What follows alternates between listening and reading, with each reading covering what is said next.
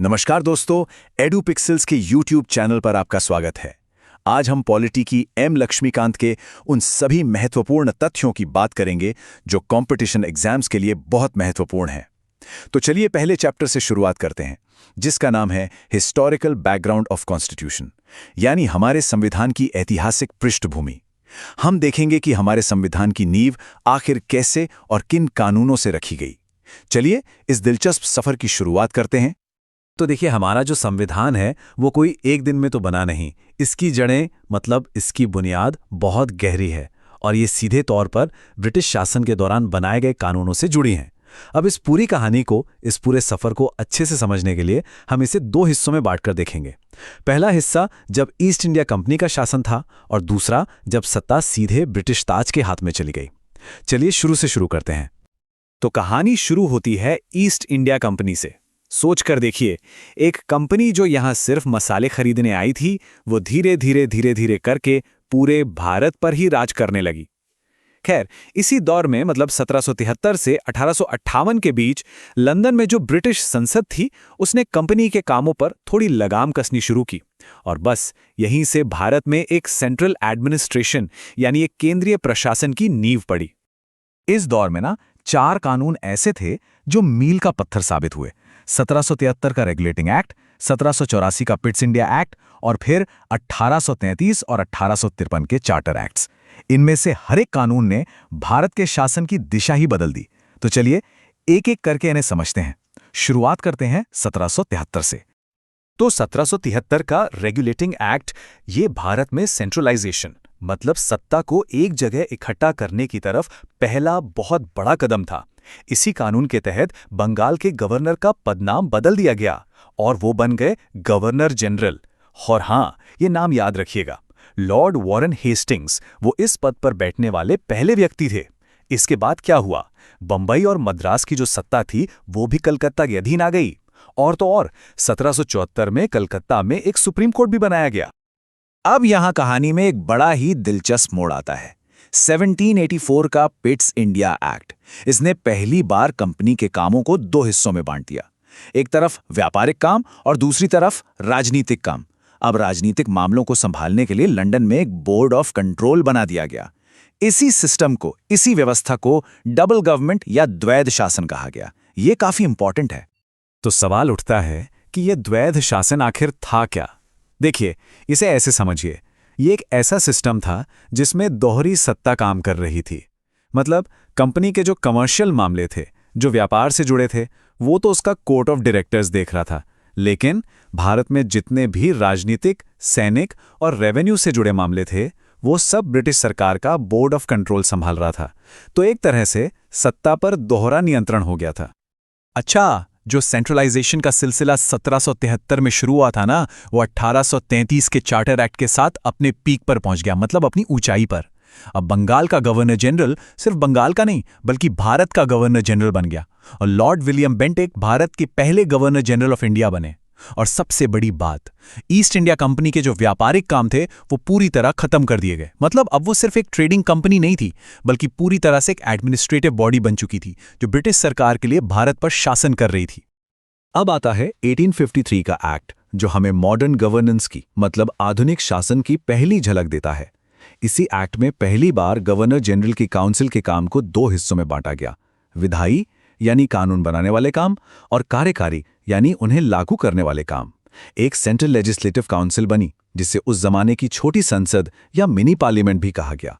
और एक बहुत ही बड़ा, एक क्रांतिकारी कदम उठाया गया। सिविल सर्विसेज में भर्ती के लिए ओपन कंपटीशन की शुरुआत हुई, जिसकी सिफारिश 1844 में मैकाले समिति ने की थी। तो दोस्तों, अब कहानी एक ऐसे मोड़ पर आ पहुंचती है जो सब कुछ, सच में सब कुछ बदल कर रख देगा। ये मोड़ था 1857 का विद्रोह। इस एक घटना ने पूरे ब्रिटिश साम्राज्य को हिलाकर रख दिया और इसके बाद कंपनी का शासन हमेशा हमेशा के लिए खत्म हो गया और भारत का कंट्रोल सीधे चला गया लंदन यानी ब्रिटिश ताज के हाथों में। 1857 का सिपाही विद्रोह, जिसे हम भारत का पहला स्वतंत्रता संग्राम भी कहते हैं, वो एक टर्निंग पॉइंट था। इस विद्रोह ने ब्रिटिश सरकार को ये एहसास दिला दिया कि भाई अब ईस्ट इंडिया कंपनी के भरोसे भारत पर शासन नहीं किया जा सकता। और इसी के नतीजे में भारत के शासन में अब तक का सबसे बड़ा बदलाव आया।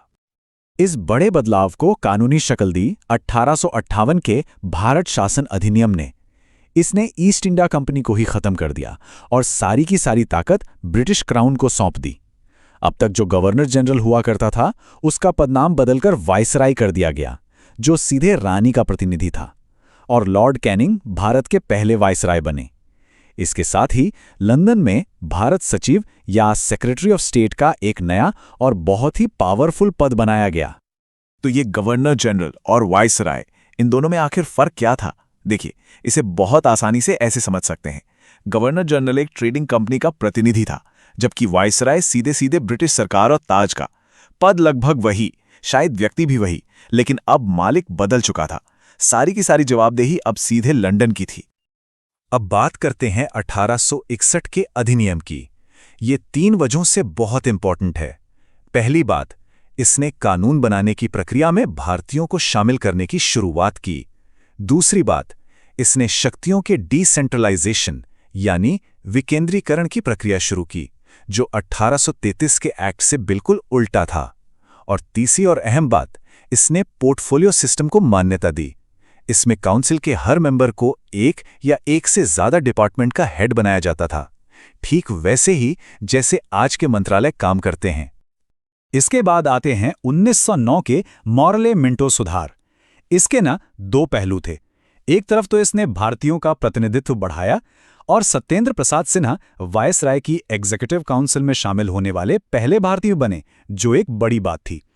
लेकिन दूसरी तरफ इसने एक ऐसा काम किया जिसने भारतीय राजनीति में जहर घोल दिया। इसने मुस्लिमों के लिए सेपरेट इलेक्टोरेट यानी पृथक निर्वाचन की व्यवस्था की। इसका मतलब था कि मुस्लिम वोटर सिर्फ मुस्लिम उम्मीदवारों को ही वोट दे सकते थे, और यहीं से भारत में सांप्रदायिकता को कानूनी मान्यता मिल गई। फिर आया 1919 का एक्ट, जो और भी बड़े सुधार लेकर आया। इसने प्रांतों में एक तरह का दोहरा शासन या डायरकी शुरू की, जहां कुछ सब्जेक्ट्स गवर्नर के पास थे और कुछ भारतीय मंत्रियों के पास। केंद्र में आज की तरह 2 सदन मतलब लोकसभा और राज्यसभा जैसी एक द्विसदनीय व्यवस्था शुरू हुई, और देश में पहली बार, चाहे लिमिटेड लोगों को ही सही, सीधे वोट देने का अधिकार मिला। और हाँ, यहीं से सेंट्रल पब्लिक सर्विस कमीशन की भी नींव पड़ी, जो 1926 में जाकर बना। और अब हम पहुंचते हैं उस अधिनियम पर जिसे हमारे आज के संविधान का ब्लूप्रिंट या आधार माना जाता है, 1935 का भारत शासन अधिनियम। ये एक बहुत ही लंबा चौड़ा और डिटेल्ड दस्तावेज था। इसने प्रांतों में दोहरा शासन खत्म करके उन्हें ऑटोनॉमी यानी स्वायत्तता दी। शक्तियों को केंद्र और राज्यों के बीच 3 लिस्ट में बांटा, फेडरल, प्रोविंशियल और कॉन्करेंट लिस्ट, मतलब संघीय, प्रांतीय और समवर्ती सूची। ये तीनों सूचियां आज भी हमारे संविधान में मौजूद हैं। इसी एक्ट के तहत आरबीआई और फेडरल कोर्ट की स्थापना भी हुई। तो इस लंबे सफर का अंत होता है स्वतंत्रता के साथ। ब्रिटिश संसद ने एक आखिरी और सबसे महत्वपूर्ण अधिनियम पारित किया, जिसने भारत के भविष्य को हमेशा के लिए बदल दिया। और वो था 1947 का भारतीय स्वतंत्रता अधिनियम। इस एक्ट ने 15 अगस्त 1947 को भारत में ब्रिटिश राज का हमेशा के लिए अंत कर दिया और भारत को एक स्वतंत्र और संप्रभु देश घोषित किया। इसी ने देश का विभाजन कर भारत और पाकिस्तान नाम के 2 राष्ट्र बनाए और वाइसराय के पद को भी समाप्त कर दिया। यह सच में एक युग का अंत और एक बिल्कुल नए युग की शुरुआत थी। तो इस पूरे सफर को देखने के बाद एक सवाल दिमाग में आता है, इतने सारे कानून बने, इतने सारे बदलाव हुए, लेकिन इनमें से वो कौन सा एक अकेला अधिनियम था जो हमारे आज के संविधान की रीढ़ बना, जिसका ढांचा, जिसकी झलक हमें आज भी अपनी शासन व्यवस्था में साफ साफ दिखाई देती है? इस पर जरा सोचिएगा जरूर। तो अगला चैप्टर है making of the constituent assembly. सोचकर देखिए, एक पूरे देश का ब्लूप्रिंट तैयार हो रहा था। एक ऐसी किताब लिखी जा रही थी जो आने वाली पीढ़ियों का भविष्य तय करने वाली थी। ये कहानी है उसी ब्लूप्रिंट की, उसी किताब की, हमारे संविधान के बनने की। तो इस सफर में हम क्या क्या देखेंगे? सबसे पहले ये आइडिया आया कहां से, फिर इस असेंबली को बनाया किसने, इसने काम कैसे शुरू किया, आजादी के बाद इसमें क्या बदलाव आए, और फिर फाइनल डॉक्यूमेंट कैसे बना, और हाँ, आखिर में कुछ आलोचनाओं पर भी नजर डालेंगे। तो शुरुआत करते हैं पहले सेक्शन से। ये कॉन्स्टिट्यूएंट असेंबली का आइडिया ये अचानक से नहीं आया। ये कोई एक रात का सपना नहीं था। इसके पीछे एक लंबी कहानी है, एक स्ट्रगल है। चलिए देखते हैं कि ये आइडिया आखिर पनपा कैसे। देखिए, सबसे पहले 1934 में एमएन रॉय ने इसका जिक्र किया। एक आइडिया था। फिर अगली ही साल 1935 में इंडियन नेशनल कांग्रेस ने इसे ऑफिशियली मांग लिया। बात आगे बढ़ी। 1938 में नेहरू जी ने कहा कि ठीक है, असेंबली बनेगी, लेकिन उसे चुनेंगे भी हम हिंदुस्तानी ही, एडल्ट फ्रेंचाइज के बेसिस पर। ब्रिटिशर्स पहले तो मान नहीं रहे थे, लेकिन आखिरकार 1940 के अगस्त ऑफर में उन्होंने इन प्रिंसिपल हामी भर दी। और फिर 1946 में कैबिनेट मिशन प्लान के जरिए ये सपना सच हो गया। तो प्लान तो बन गया। अब सवाल था कि इस असेंबली में होगा कौन? कौन थे वो लोग जिनके हाथों में देश का नसीब लिखा जाना था? आइए देखते हैं कि ये मेकर्स आखिर थे कौन। टोटल स्ट्रेंथ रखी गई 389, ये नंबर याद रखिएगा, 389 मेंबर्स। ये काफी बड़ा नंबर था, इसलिए ताकि पूरे हिंदुस्तान की डाइवर्सिटी इसमें झलक सके। अब इन 389 सीटों का बंटवारा कैसे हुआ, ये इंटरेस्टिंग है। इसमें से 296 सीटें आनी थीं ब्रिटिश इंडिया से, मतलब वो इलाके जहां ब्रिटिशर्स का डायरेक्ट रूल था, और बाकी की 93 सीटें प्रिंसली स्टेट्स यानी देसी रियासतों के लिए रखी गईं। तो सिस्टम क्या था? मोटा मोटा हिसाब था कि हर 10 लाख की आबादी पर एक सीट। सीटों को 3 कम्युनिटीज में बांटा गया, मुस्लिम, सिख और जनरल। अब चुनाव कैसे हुआ? देखिए, ये डायरेक्ट इलेक्शन नहीं था। प्रोविंशियल असेंबलीज के मेंबर्स ने अपने रिप्रेजेंटेटिव्स चुने, प्रोपोर्शनल रिप्रेजेंटेशन के थ्रू। और जो प्रिंसली स्टेट्स थे, वहां के मेंबर्स को नॉमिनेट किया जाना था। तो एक तरह से ये पार्टली इलेक्टेड और पार्टली नॉमिनेटेड बॉडी थी।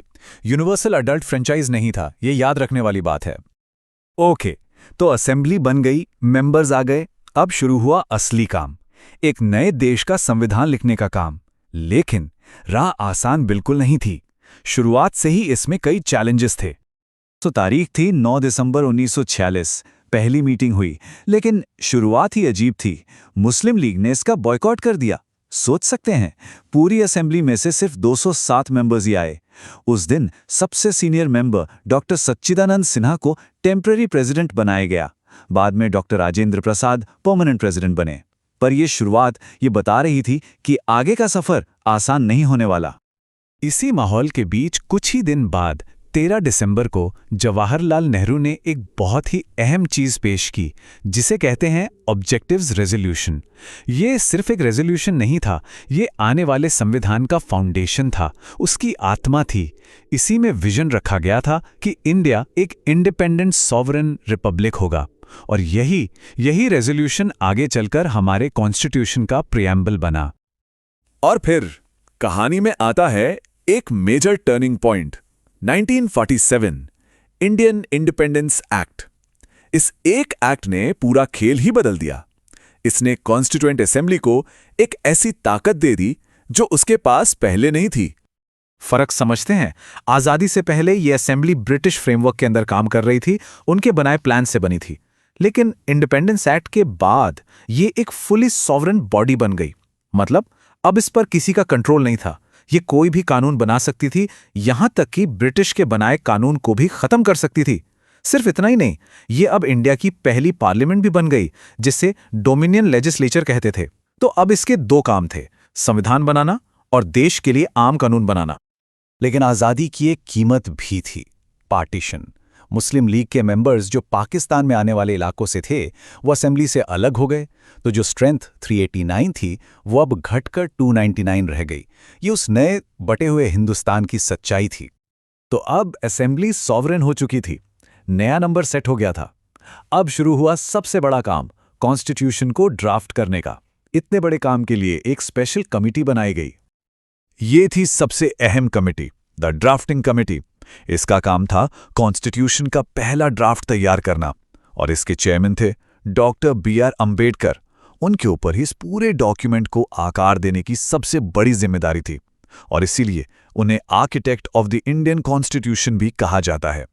तो प्रोसेस शुरू हुआ, ड्राफ्ट बना, उस पर बहस हुई, अमेंडमेंट्स आए, एक एक क्लॉज पर चर्चा हुई, और ये सब होने के बाद आखिरकार 26 नवंबर 1949 को हमने इस संविधान को अडॉप्ट किया। लेकिन पूरी तरह से लागू हुआ ये 26 जनवरी 1950 को, जिसे हम रिपब्लिक डे के तौर पर मनाते हैं। और इस पूरे काम में टाइम कितना लगा? 2 साल 11 महीने और 18 दिन, ऑलमोस्ट 3 साल। एक बहुत लंबा वक्त था ये, और इस लंबे टाइम को लेके आगे चलकर काफी क्रिटिसिज्म भी हुआ। तो संविधान तो बन गया, एक ऐतिहासिक उपलब्धि, इसमें कोई शक नहीं। लेकिन जैसा कहते हैं हर सिक्के के दो पहलू होते हैं, कॉन्स्टिट्यूएंट असेंबली की भी कुछ आलोचनाएं की जाती हैं। चलिए उन पर भी एक नजर डालते हैं, एक बैलेंस्ड व्यू के लिए। सबसे पहला और बड़ा क्रिटिसिज्म, ये एक रिप्रेजेंटेटिव बॉडी नहीं थी। आलोचना करने वाले कहते हैं कि इसके मेंबर्स को देश के लोगों ने डायरेक्ट वोट देकर नहीं चुना था। ये यूनिवर्सल एडल्ट फ्रैंचाइज पर बेस्ड नहीं थी। दूसरा पॉइंट जिसका हमने पहले जिक्र किया, टाइम कंज्यूमिंग। क्रिटिक्स का कहना था कि इसने बहुत ज्यादा वक्त ले लिया। कुछ लोगों ने तो मजाक में ड्राफ्टिंग कमेटी को ड्रिफ्टिंग कमेटी तक कहना शुरू कर दिया था। तीसरी आलोचना थी कि इसमें कांग्रेस पार्टी का डोमिनेशन था। असेंबली के ज्यादातर मेंबर्स कांग्रेस से थे। ग्रैनविल ऑस्टिन, जो एक मशहूर एक्सपर्ट हैं, उन्होंने तो इसे वन पार्टी बॉडी तक कहा है।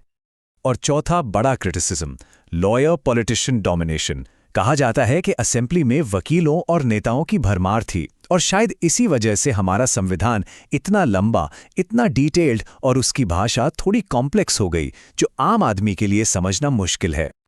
तो ये थी कहानी हमारे संविधान के बनने की, इसकी शुरुआत, इसका सफर और इसकी आलोचनाएं। लेकिन ये सिर्फ एक इतिहास का चैप्टर नहीं है, ये एक जिंदा डॉक्यूमेंट है। सोचने वाली बात यह है कि उस असेंबली में हुई बहसें और लिए गए फैसले आज भी हमारी पब्लिक लाइफ को कैसे शेप कर रहे हैं। इस सवाल का जवाब हम सबके लिए जानना जरूरी है। तो अब अगला चैप्टर है कॉन्सेप्ट ऑफ द कॉन्स्टिट्यूशन, यानी संविधान की अवधारणा। तो आइए इस चर्चा में हम ये समझने की कोशिश करते हैं कि आखिर ये संविधान होता क्या है। और यकीन मानिए, ये सिर्फ एक किताबी परिभाषा से कहीं कहीं ज्यादा है। तो चलिए बिल्कुल शुरू से शुरू करते हैं। सबसे बुनियादी सवाल, आखिर ये संविधान है क्या चीज?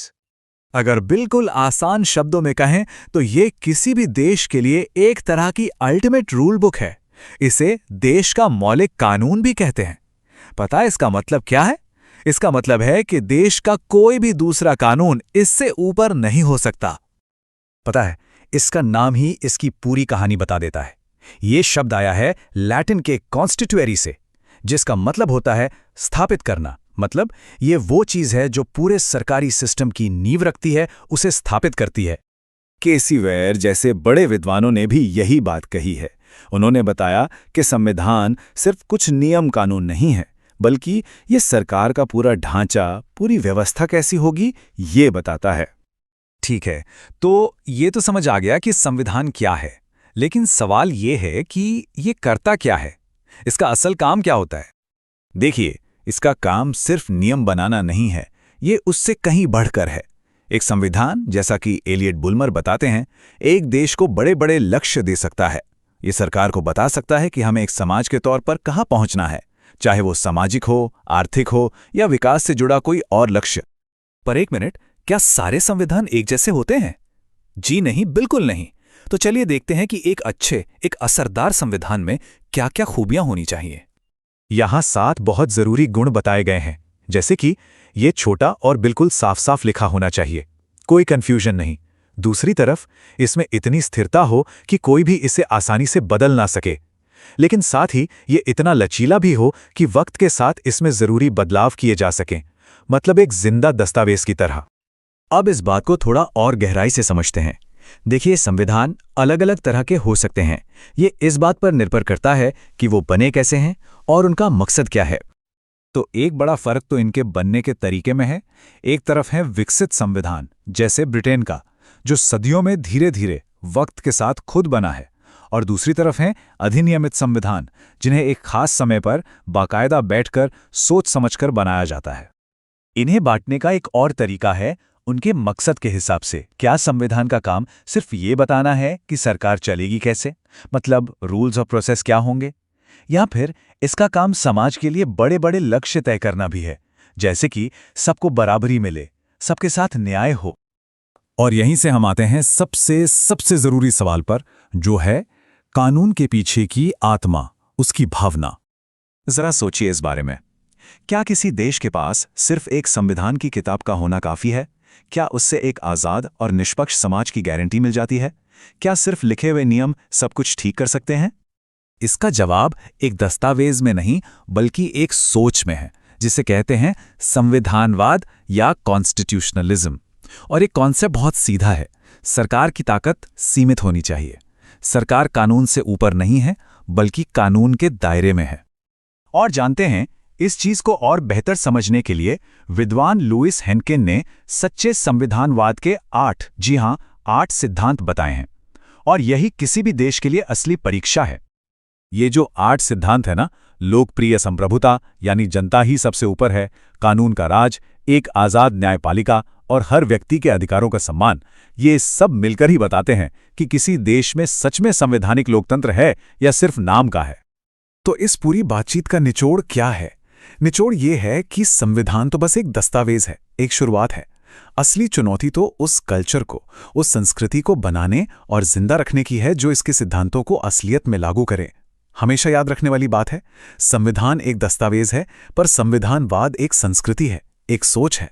नमस्कार, आज हम बात करने वाले हैं भारतीय संविधान की और देखेंगे इसकी कुछ सबसे खास और दिलचस्प विशेषताओं को। तो चलिए सीधे आज के विषय पर आते हैं। जैसा कि आप देख रहे हैं, हमारा विषय है salient features of the constitution, यानी भारतीय संविधान की प्रमुख विशेषताएं। सबसे पहली चीज जो किसी को भी हैरान करती है वो है इसका साइज।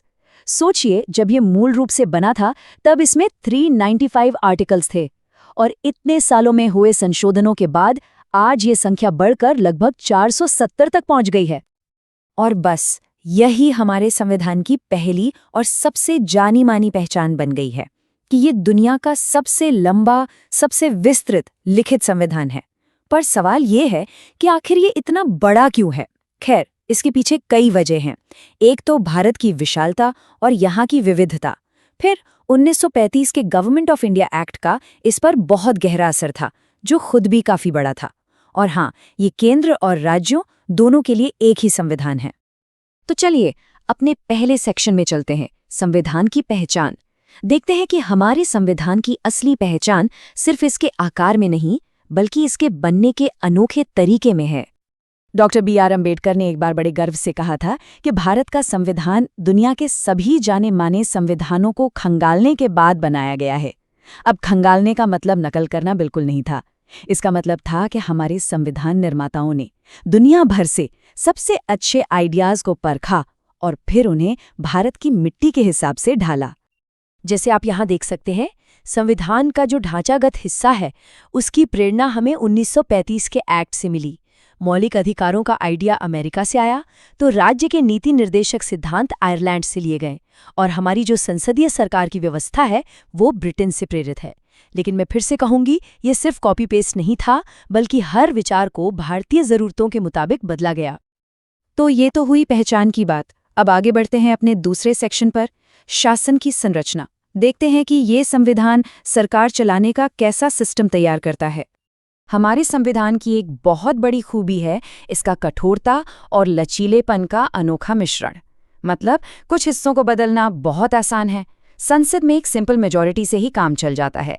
वहीं जो बुनियादी चीजें हैं उन्हें बदलने के लिए एक स्पेशल मेजॉरिटी और आधे राज्यों की मंजूरी भी चाहिए। ये बैलेंस ही है जो इसे मजबूत भी बनाता है और वक्त के साथ बदलने की ताकत भी देता है। हमारा सिस्टम कहने को तो फेडरल है, मतलब केंद्र और राज्यों की सरकारें हैं, लेकिन इसका झुकाव केंद्र की तरफ ज्यादा है। और सबसे दिलचस्प बात, संविधान में कहीं भी फेडरेशन शब्द का इस्तेमाल ही नहीं हुआ है। आर्टिकल 1 कहता है कि भारत राज्यों का संघ यानी यूनियन ऑफ स्टेट्स है। इसका साफ मतलब है कि ये संघ अटूट है और किसी भी राज्य को इससे अलग होने का कोई हक नहीं है। यहाँ एक और कमाल का संतुलन दिखता है। हमने ब्रिटेन से संसदीय संप्रभुता का आइडिया लिया, जिसका मतलब है कि संसद सबसे ऊपर है और वो कोई भी कानून बना सकती है। और अमेरिका से हमने न्यायिक सर्वोच्चता ली, यानी सुप्रीम कोर्ट संसद के बनाए कानूनों की जांच कर सकता है।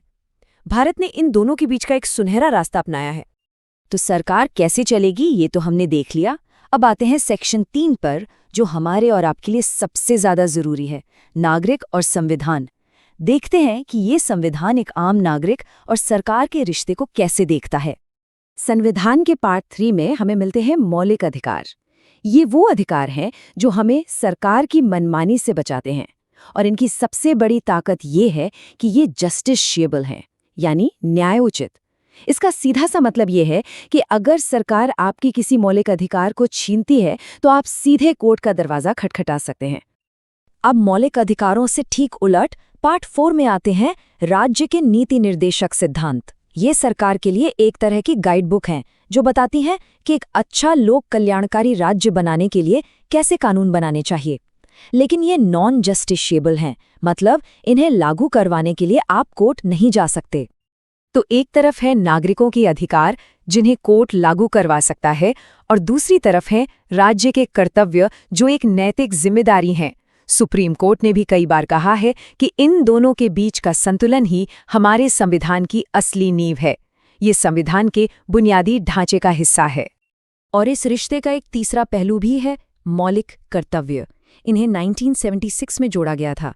ये हमें याद दिलाते हैं कि जहां हमारे अधिकार हैं, वहीं देश के प्रति हमारी कुछ जिम्मेदारियां भी हैं। चलिए अब चौथे सेक्शन पर आते हैं, भारत की अनूठी पहचान। इसमें हम उन विशेषताओं की बात करेंगे जो खास तौर पर भारत के लिए ही बनाई गई हैं। हमारा संविधान भारत को एक धर्मनिरपेक्ष यानी सेक्युलर राज्य घोषित करता है, लेकिन हमारे यहाँ सेक्युलरिज्म का कॉन्सेप्ट पश्चिमी देशों से अलग है, जिसे पॉजिटिव सेक्युलरिज्म कहते हैं। इसका मतलब धर्म से दूरी बनाना नहीं, बल्कि ये है कि सरकार की नज़र में सभी धर्म बराबर हैं और सरकार सभी को बराबर समर्थन देगी। अमेरिका जैसे देशों में लोगों के पास दोहरी नागरिकता होती है, एक राज्य की और एक देश की, लेकिन भारत में ऐसा नहीं है। हम चाहे किसी भी राज्य में पैदा हुए हों या रहते हों, हम सिर्फ और सिर्फ भारत के नागरिक हैं। ये एकल नागरिकता हम सबको एक धागे में पिरोती है। दुनिया के ज्यादातर देशों में 2 स्तर की सरकार होती है, केंद्र और राज्य। भारत में भी पहले यही था, लेकिन 1992 में एक ऐतिहासिक बदलाव आया और सरकार का तीसरा स्तर जोड़ा गया, स्थानीय सरकार यानी पंचायतें और नगरपालिकाएं। लोकतंत्र को गांव-गांव, गली-गली तक पहुंचाने वाला ये कदम वाकई अनोखा है। और अब हम आते हैं अपने आखिरी सेक्शन पर, एक जीवंत दस्तावेज। ये समझना बहुत जरूरी है कि हमारा संविधान कोई पत्थर की लकीर नहीं, बल्कि एक जिंदा सांस लेता हुआ दस्तावेज है। इसका सबसे बड़ा सबूत है 1973 का केशवानंद भारती केस। इस केस में सुप्रीम कोर्ट ने मूल संरचना का सिद्धांत दिया। कोर्ट ने कहा कि संसद संविधान में बदलाव तो कर सकती है, लेकिन वो इसके बुनियादी ढांचे, इसकी आत्मा को नहीं बदल सकती। इस एक फैसले ने संविधान को हमेशा के लिए सुरक्षित कर दिया। वैसे हर बड़ी चीज की तरह हमारे संविधान की भी आलोचना होती है। कुछ लोग इसे उधार का थैला कहते हैं, क्योंकि इसके आइडियाज कई देशों से लिए गए हैं। कुछ इसे 1935 एक्ट की कार्बन कॉपी कहते हैं। इसके बहुत बड़े आकार और मुश्किल कानूनी भाषा के लिए इसे वकीलों का स्वर्ग भी कहा जाता है। एक सही नजरिया रखने के लिए इन आलोचनाओं को भी जानना जरूरी है। और ये सारी बातें हमें एक बहुत ही गहरे सवाल पर लाके छोड़ देती हैं। किसी संविधान की महानता क्या उसकी मौलिकता में होती है, या फिर मुश्किल हालात में टिके रहने और वक्त के साथ खुद को ढाल लेने की उसकी क्षमता में? इस पर सोचिएगा जरूर। आज हम बात करने वाले हैं भारतीय संविधान के उस हिस्से की जिसे उसका दिल कहा जाता है। वो पन्ना जो हमारे पूरे देश का चरित्र और उसकी उम्मीदें सब कुछ बयां कर देता है। तो अगला चैप्टर है प्रीएम्बल ऑफ द कॉन्स्टिट्यूशन, जिसे हम प्रस्तावना के नाम से भी जानते हैं। अब देखिए, ये सिर्फ एक इंट्रोडक्शन या परिचय नहीं है, बल्कि ये तो पूरे संविधान का सार है, उसकी आत्मा है। सोचिए, एक बहुत ही मशहूर न्यायविद N.A. पालकीवाला ने इसे क्या कहा था? संविधान का पहचान पत्र। कितनी सही बात है ना? और सच पूछिए तो आज हमारी पूरी चर्चा का जो सेंट्रल आइडिया है वो यही है। आखिर ये पहचान पत्र हमें बताता क्या है? तो चलिए एक नज़र डालते हैं कि आज हम क्या क्या समझने वाले हैं।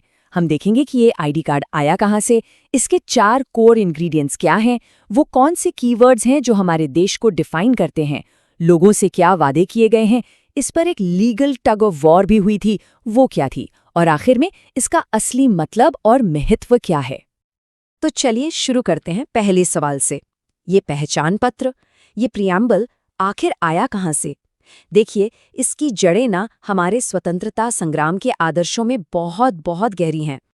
एक बहुत ही इंटरेस्टिंग बात है, ये जो प्रीएम्बल है ना, ये जवाहरलाल नेहरू के ऑब्जेक्टिव्स रेजोल्यूशन पर आधारित है। उन्होंने इसे 1946 में ड्राफ्ट करके पेश किया था और फिर 1947 में हमारी कॉन्स्टिट्यूएंट असेंबली ने इसे अपना लिया। मतलब ये कोई बाद में जोड़ी गई चीज नहीं थी, ये तो शुरुआत से ही हमारे संस्थापकों के विजन का हिस्सा था। अच्छा, तो अब सवाल ये उठता है कि इस आईडी कार्ड पर आखिर लिखा क्या है। इसे समझने के लिए हम इसे 4 मेन हिस्सों या कह सकते हैं कि 4 पिलर्स में बांट सकते हैं, और यही 4 पिलर हमें भारत के बारे में सब कुछ बता देते हैं। तो ये 4 पिलर कौन से हैं? पहला, अथॉरिटी का सोर्स क्या है? जवाब है हम भारत के लोग। दूसरा, हमारे देश का, हमारे स्टेट का नेचर कैसा है? तीसरा, कॉन्स्टिट्यूशन के ऑब्जेक्टिव्स क्या हैं? मतलब अपने नागरिकों से क्या वादे किए गए हैं? और चौथा, इसकी अडॉप्शन की तारीख, जो है 26 नवंबर 1949। चलिए अब उन पावरफुल कीवर्ड्स की बात करते हैं जो हमारे देश के कैरेक्टर को डिफाइन करते हैं। और एक बात याद रखनी होगी, ये सिर्फ शब्द नहीं है, ये लेबल नहीं है, ये हमारे देश के कोर प्रिंसिपल्स हैं। पहला कीवर्ड है सॉवरन, यानी संप्रभु। इसका मतलब बहुत सीधा और साफ है। भारत एक इंडिपेंडेंट देश है, हमारे ऊपर कोई और अथॉरिटी नहीं है। हम अपने अंदरूनी और बाहरी मामलों में फैसले लेने के लिए पूरी तरह से एब्सोल्यूटली फ्री हैं। अगला शब्द है सोशलिस्ट, यानी समाजवादी। ये शब्द by the way original preamble में नहीं था, इसे 1976 में 42nd अमेंडमेंट से जोड़ा गया। अब यहाँ एक बहुत ज़रूरी बात समझनी है, भारत का समाजवाद डेमोक्रेटिक सोशलिज्म है। ये उस कम्युनिस्ट सोशलिज्म से बिल्कुल अलग है जहाँ हर चीज़ पर स्टेट का कंट्रोल होता है। हमारे यहाँ पब्लिक और प्राइवेट दोनों सेक्टर्स साथ में काम करते हैं, और मकसद एक ही है, गरीबी, अज्ञानता और मौकों की असमानता को खत्म करना। सोशलिस्ट की तरह ही सेक्युलर यानी पंथ निरपेक्ष शब्द भी 1976 में ही जोड़ा गया था, और भारत का सेक्युलरिज्म भी अपने आप में यूनिक है। ये एक पॉजिटिव कॉन्सेप्ट है। इसका मतलब ये नहीं कि स्टेट धर्म से दूर भागता है, नहीं, इसका मतलब है कि स्टेट की नज़र में सभी धर्म बराबर हैं और वो सभी को इक्वली सपोर्ट करता है। और फिर आते हैं 2 बहुत ही अहम शब्द, डेमोक्रेटिक और रिपब्लिक। डेमोक्रेटिक का मतलब तो साफ है, असली और सुप्रीम पावर जनता के पास है। और रिपब्लिक का मतलब है कि हमारे देश का जो मुखिया है, हमारे प्रेसिडेंट, वो इलेक्टेड है, हेरिडिटरी नहीं, मतलब कोई राजा रानी का सिस्टम नहीं है। ये बात इस आइडिया को सॉलिड करती है कि सत्ता किसी एक परिवार की जागीर नहीं, देश का कोई भी नागरिक टॉप पोस्ट तक पहुंच सकता है। तो हमने ये तो समझ लिया कि देश का कैरेक्टर कैसा है। अब प्रियम्बल हमें बताता है उन वादों के बारे में, उन प्रॉमिसेस के बारे में जो कॉन्स्टिट्यूशन अपने हर एक नागरिक से करता है। यह हमारे नेशनल कोर वैल्यूज हैं। सबसे पहला और सबसे बड़ा वादा है जस्टिस का, और सिर्फ जस्टिस नहीं बल्कि 3 तरह का जस्टिस, सोशल, इकोनॉमिक और पॉलिटिकल। और जानते हैं आइडिया कहाँ से लिया गया? 1917 की रशियन रेवोल्यूशन से। इसका मकसद बस एक ही है, एक ऐसा समाज बनाना जहां किसी भी आधार पर किसी के साथ कोई भेदभाव ना हो। दूसरा वादा है लिबर्टी का, यानी आज़ादी। किस चीज़ की आज़ादी? सोचने की, अपनी बात रखने की, किसी भी चीज़ में विश्वास करने की, किसी भी धर्म को मानने की और पूजा करने की। ये आइडियल फ्रेंच रेवोल्यूशन से लिया गया है। लेकिन हाँ, एक बात ध्यान रखने वाली है, ये लिबर्टी एब्सोल्यूट नहीं है, ये क्वालिफाइड है, मतलब इस पर रीजनेबल रिस्ट्रिक्शंस लगाए जा सकते हैं। तीसरा वादा है इक्वालिटी, यानी समानता का। इसका मतलब भी बहुत गहरा है। किसी भी एक क्लास या ग्रुप को कोई स्पेशल प्रिविलेज नहीं मिलेगा और सबको बिना किसी भेदभाव के आगे बढ़ने के बराबर मौके मिलेंगे। और चौथा और आखिरी वादा है फ्रेटर्निटी का, यानी भाईचारा। ये एक तरह से वो गोंद है जो सबको जोड़ता है। फ्रेटर्निटी 2 चीजें इंश्योर करती है, एक हर इंडिविजुअल की डिग्निटी, उसका सम्मान, और 2 देश की यूनिटी और इंटेग्रिटी। और हाँ, ये जो इंटेग्रिटी शब्द है ना, ये भी 1976 में ही जोड़ा गया था। अब आते हैं कहानी के एक बहुत ही इंटरेस्टिंग मोड़ पर, एक कानूनी सवाल जिसने हमारी जुडिशरी को दशकों तक उलझाए रखा। सवाल क्या था? सवाल था कि क्या प्रियम्बल असल में कॉन्स्टिट्यूशन का हिस्सा है भी या नहीं, और इस पर एक लंबी लीगल टग ऑफ वॉर चली। इस पूरे खींचतान का जवाब हमें 3 बड़े हिस्टोरिकल केसेस से मिलता है। पहला 1960 का बेरुबारी यूनियन केस, दूसरा 1973 का केशवानंद भारती केस, और तीसरा 1995 का LIC ऑफ इंडिया केस। अब देखिए यहाँ पर ट्विस्ट। 1960 के बेरुबारी केस में सुप्रीम कोर्ट ने साफ साफ कहा, preamble is not a part of the constitution. मामला खत्म, लेकिन 13 साल बाद 1973 में लैंडमार्क केशवानंद भारती केस में सुप्रीम कोर्ट ने अपना ही पुराना फैसला पलट दिया और कहा कि प्रीएम्बल संविधान का एक बहुत ही इंटीग्रल, एक अभिन्न हिस्सा है। तो इस पूरी लीगल बैटल के बाद फाइनल वर्डिक्ट क्या निकला? आज प्रीएम्बल की सिग्निफिकेंस क्या है और इसे क्यों कॉन्स्टिट्यूशन की आत्मा कहा जाता है? तो फाइनल वर्डिक्ट को सिंपल पॉइंट्स में समझते हैं। पहला, preamble is an integral part of the constitution. Final.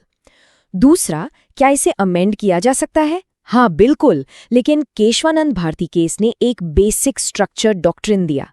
मतलब आप प्रीएम्बल के मूल ढांचे को नहीं बदल सकते।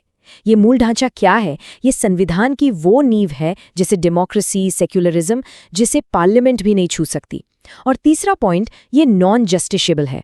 मतलब आप इसे कोर्ट में एनफोर्स नहीं करा सकते। ड्राफ्टिंग कमेटी के एक मेंबर थे के.एम. मुंशी।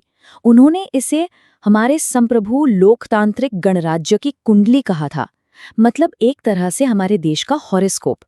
ये सिर्फ कुछ शब्दों का कलेक्शन नहीं है, ये हमारे देश के फ्यूचर का विजन है, हमारे फाउंडिंग फादर्स का देखा हुआ एक सपना है। तो चलिए इस चर्चा को एक सवाल के साथ खत्म करते हैं। प्रीएम्बल 1949 में लिखा गया एक विजन था। आज इतने सालों बाद जस्टिस, लिबर्टी और इक्वालिटी का वो वादा हमारे लिए कितने मायने रखता है? ये एक ऐसा सवाल है जिस पर हम सबको सोचना चाहिए। तो अगला चैप्टर है संघ और उसका राज्य क्षेत्र। आज हम भारतीय राष्ट्र के उस बुनियादी खाके को देखने वाले हैं, मतलब वो ब्लूप्रिंट जो ये बताता है कि भारत असल में है क्या और इसकी सीमाएं कैसे बनती हैं और कैसे बदलती हैं। तो जैसा कि किताब में लिखा है, अगला चैप्टर है संघ और उसका राज्य क्षेत्र। चलिए इसमें थोड़ा गहराई से उतरते हैं और देखते हैं कि हमारे संविधान के पहले हिस्से में आखिर लिखा क्या है। आज की हमारी चर्चा इन 5 हिस्सों में बटी होगी। हम ये समझेंगे कि भारत को राज्यों का संघ ही क्यों कहते हैं, फिर देखेंगे कि संसद के पास राज्यों को फिर से बनाने की क्या शक्ति है, जानेंगे कि यह संघ अविनाशी कैसे है, और फिर देखेंगे कि भारत का नक्शा वक्त के साथ कैसे कैसे बदला, और आखिर में इस पूरी फ्लेक्सिबिलिटी का मतलब क्या है। तो सारी कहानी यहीं से शुरू होती है, संविधान के आर्टिकल 1 से, जो हमारे देश की पहचान को, उसकी परिभाषा को तय करता है। देखिए, यहाँ सबसे दिलचस्प बात यह है कि हमारे संविधान बनाने वालों ने राज्यों का परिसंघ या फेडरेशन ऑफ स्टेट्स की जगह राज्यों का संघ यानी यूनियन ऑफ स्टेट्स शब्द को चुना।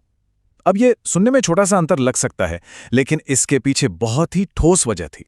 और इस बात को डॉक्टर बी.आर. अम्बेडकर ने बहुत ही साफ शब्दों में समझाया था। उन्होंने 2 मुख्य कारण बताए। पहला, कि भारत अमेरिका की तरह राज्यों के बीच किसी एग्रीमेंट या समझौते का नतीजा नहीं है, और दूसरा, जो कि सबसे ज्यादा जरूरी है, कि किसी भी राज्य को इस संघ से अलग होने का, मतलब टूटने का कोई अधिकार नहीं है। ये जो संघ है, ये अविनाशी है, इसे तोड़ा नहीं जा सकता। अच्छा, यहां एक और छोटा सा लेकिन बहुत जरूरी फर्क समझना होगा। जब हम भारत का संघ कहते हैं तो इसका मतलब सिर्फ हमारे राज्य, हमारे स्टेट्स होते हैं। लेकिन जब हम भारत का राज्य क्षेत्र या टेरिटरी ऑफ इंडिया कहते हैं तो ये एक बहुत बड़ा टर्म है। इसमें राज्य तो आते ही हैं, साथ में यूनियन टेरिटरीज भी आती हैं, और वो इलाके भी शामिल हैं जिन्हें भारत भविष्य में हासिल कर सकता है। तो ये तो हुई भारत की परिभाषा। अब सवाल उठता है कि भारत का नक्शा बदलता कैसे है? वो कौन से संवैधानिक औजार हैं जो ऐसा करने की ताकत देते हैं? तो इसके लिए हमारे संविधान में 2 बहुत पावरफुल आर्टिकल हैं, आर्टिकल 2 और आर्टिकल 3। आर्टिकल 2 संसद को शक्ति देता है कि वो भारत में नए राज्यों को शामिल करे, मतलब ऐसे इलाके जो पहले भारत का हिस्सा नहीं थे। वहीं आर्टिकल 3 देश के अंदर ही बदलाव करने की शक्ति देता है, मतलब किसी भी मौजूदा राज्य की सीमाओं को बदलना, उसका एरिया बदलना या फिर उसका नाम बदलना। तो ये होता कैसे है? क्या प्रोसेस है इसका? देखिए, किसी भी राज्य की सीमाओं में बदलाव का बिल लाने से पहले राष्ट्रपति की सिफारिश जरूरी है। फिर उस बिल को संबंधित राज्य को भेजा जाता है, उनसे उनकी राय पूछी जाती है। लेकिन यहाँ एक कैच है। सबसे जरूरी बात यह है कि संसद उस राज्य की राय मानने के लिए मजबूर नहीं है। राज्य चाहे हां कहें या ना, आखिरी फैसला संसद का ही होता है। और संसद की यही ताकत हमें उस फंडामेंटल आइडिया पर लेके आती है जो भारत में केंद्र और राज्यों के रिश्ते को तय करती है। ये एक लाइन विनाशी राज्यों का एक अविनाशी संघ सब कुछ कह देती है। इसका मतलब ये है कि भारत एक देश के तौर पर टूट नहीं सकता, वो अविनाशी है, इंडिस्ट्रक्टिबल है। लेकिन उसके अंदर की जो इकाइयां हैं, यानी हमारे राज्य, वो विनाशी हैं, डिस्ट्रक्टिबल हैं। संसद जब चाहे उनकी सीमाओं को फिर से खींच सकती है। अब देखिए, यहाँ एक बहुत ही बारीक लेकिन महत्वपूर्ण कानूनी अंतर है। देश के अंदर किसी राज्य की सीमा बदलना, मतलब आर्टिकल 3 का इस्तेमाल करना, ये संसद एक सिंपल मेजॉरिटी से कर सकती है, जो कि काफी आसान प्रक्रिया है। लेकिन अगर भारत को अपना कोई हिस्सा किसी दूसरे देश को देना हो तो वो आर्टिकल 3 से नहीं हो सकता। 1960 के बेरुबारी यूनियन केस में सुप्रीम कोर्ट ने यह साफ कर दिया था कि ऐसा करने के लिए आर्टिकल 368 के तहत संविधान में बाकायदा संशोधन करना पड़ेगा, जो कि एक मुश्किल प्रक्रिया है। इसका एक बिल्कुल सटीक उदाहरण है 2015 का 100वां संविधान संशोधन। इसी के जरिए बांग्लादेश के साथ जमीनी सीमा का समझौता हुआ और कुछ इलाकों का आदान प्रदान किया गया। तो ये दिखाता है कि जमीन देने के लिए एक प्रॉपर संवैधानिक संशोधन ही करना पड़ता है। तो चलिए अब जरा टाइम में पीछे चलते हैं और देखते हैं कि इन संवैधानिक शक्तियों का इस्तेमाल करके पिछले 70-75 सालों में भारत का नक्शा असल में कैसे बदला है। देखिए, आज़ादी के बाद ये बहुत बड़ी बहस थी कि राज्य किस आधार पर बनाए जाएं। शुरू में धर कमीशन और जेवीपी कमेटी ने भाषा के आधार पर राज्य बनाने की बात को खारिज कर दिया। लेकिन 1953 में एक बहुत बड़े आंदोलन के बाद सरकार को झुकना पड़ा और भाषा के आधार पर पहला राज्य बना आंध्र प्रदेश। इसी के बाद फजल अली कमीशन की सिफारिशों पर 1956 में स्टेट्स रीऑर्गेनाइजेशन एक्ट आया और भारत को 14 राज्यों और 6 केंद्र शासित प्रदेशों में बांट दिया गया। लेकिन कहानी 1956 में खत्म नहीं हुई। ये तो बस शुरुआत थी। भारत का नक्शा एक जीती जागती चीज की तरह है जो हमेशा बदलता रहा है। मिसाल के तौर पर इसके ठीक 4 साल बाद 1960 में एक और बड़ा बदलाव हुआ। 1960 में जो विशाल बॉम्बे राज्य था उसे 2 हिस्सों में बांटा गया, जिससे महाराष्ट्र और गुजरात नाम के 2 नए राज्य बने। और यह सिलसिला चलता रहा। भाषाई और सांस्कृतिक पहचान के आधार पर राज्यों की मांग उठती रही और कुछ ही साल बाद 1966 में उत्तर भारत में एक और बड़ा रीऑर्गेनाइजेशन हुआ।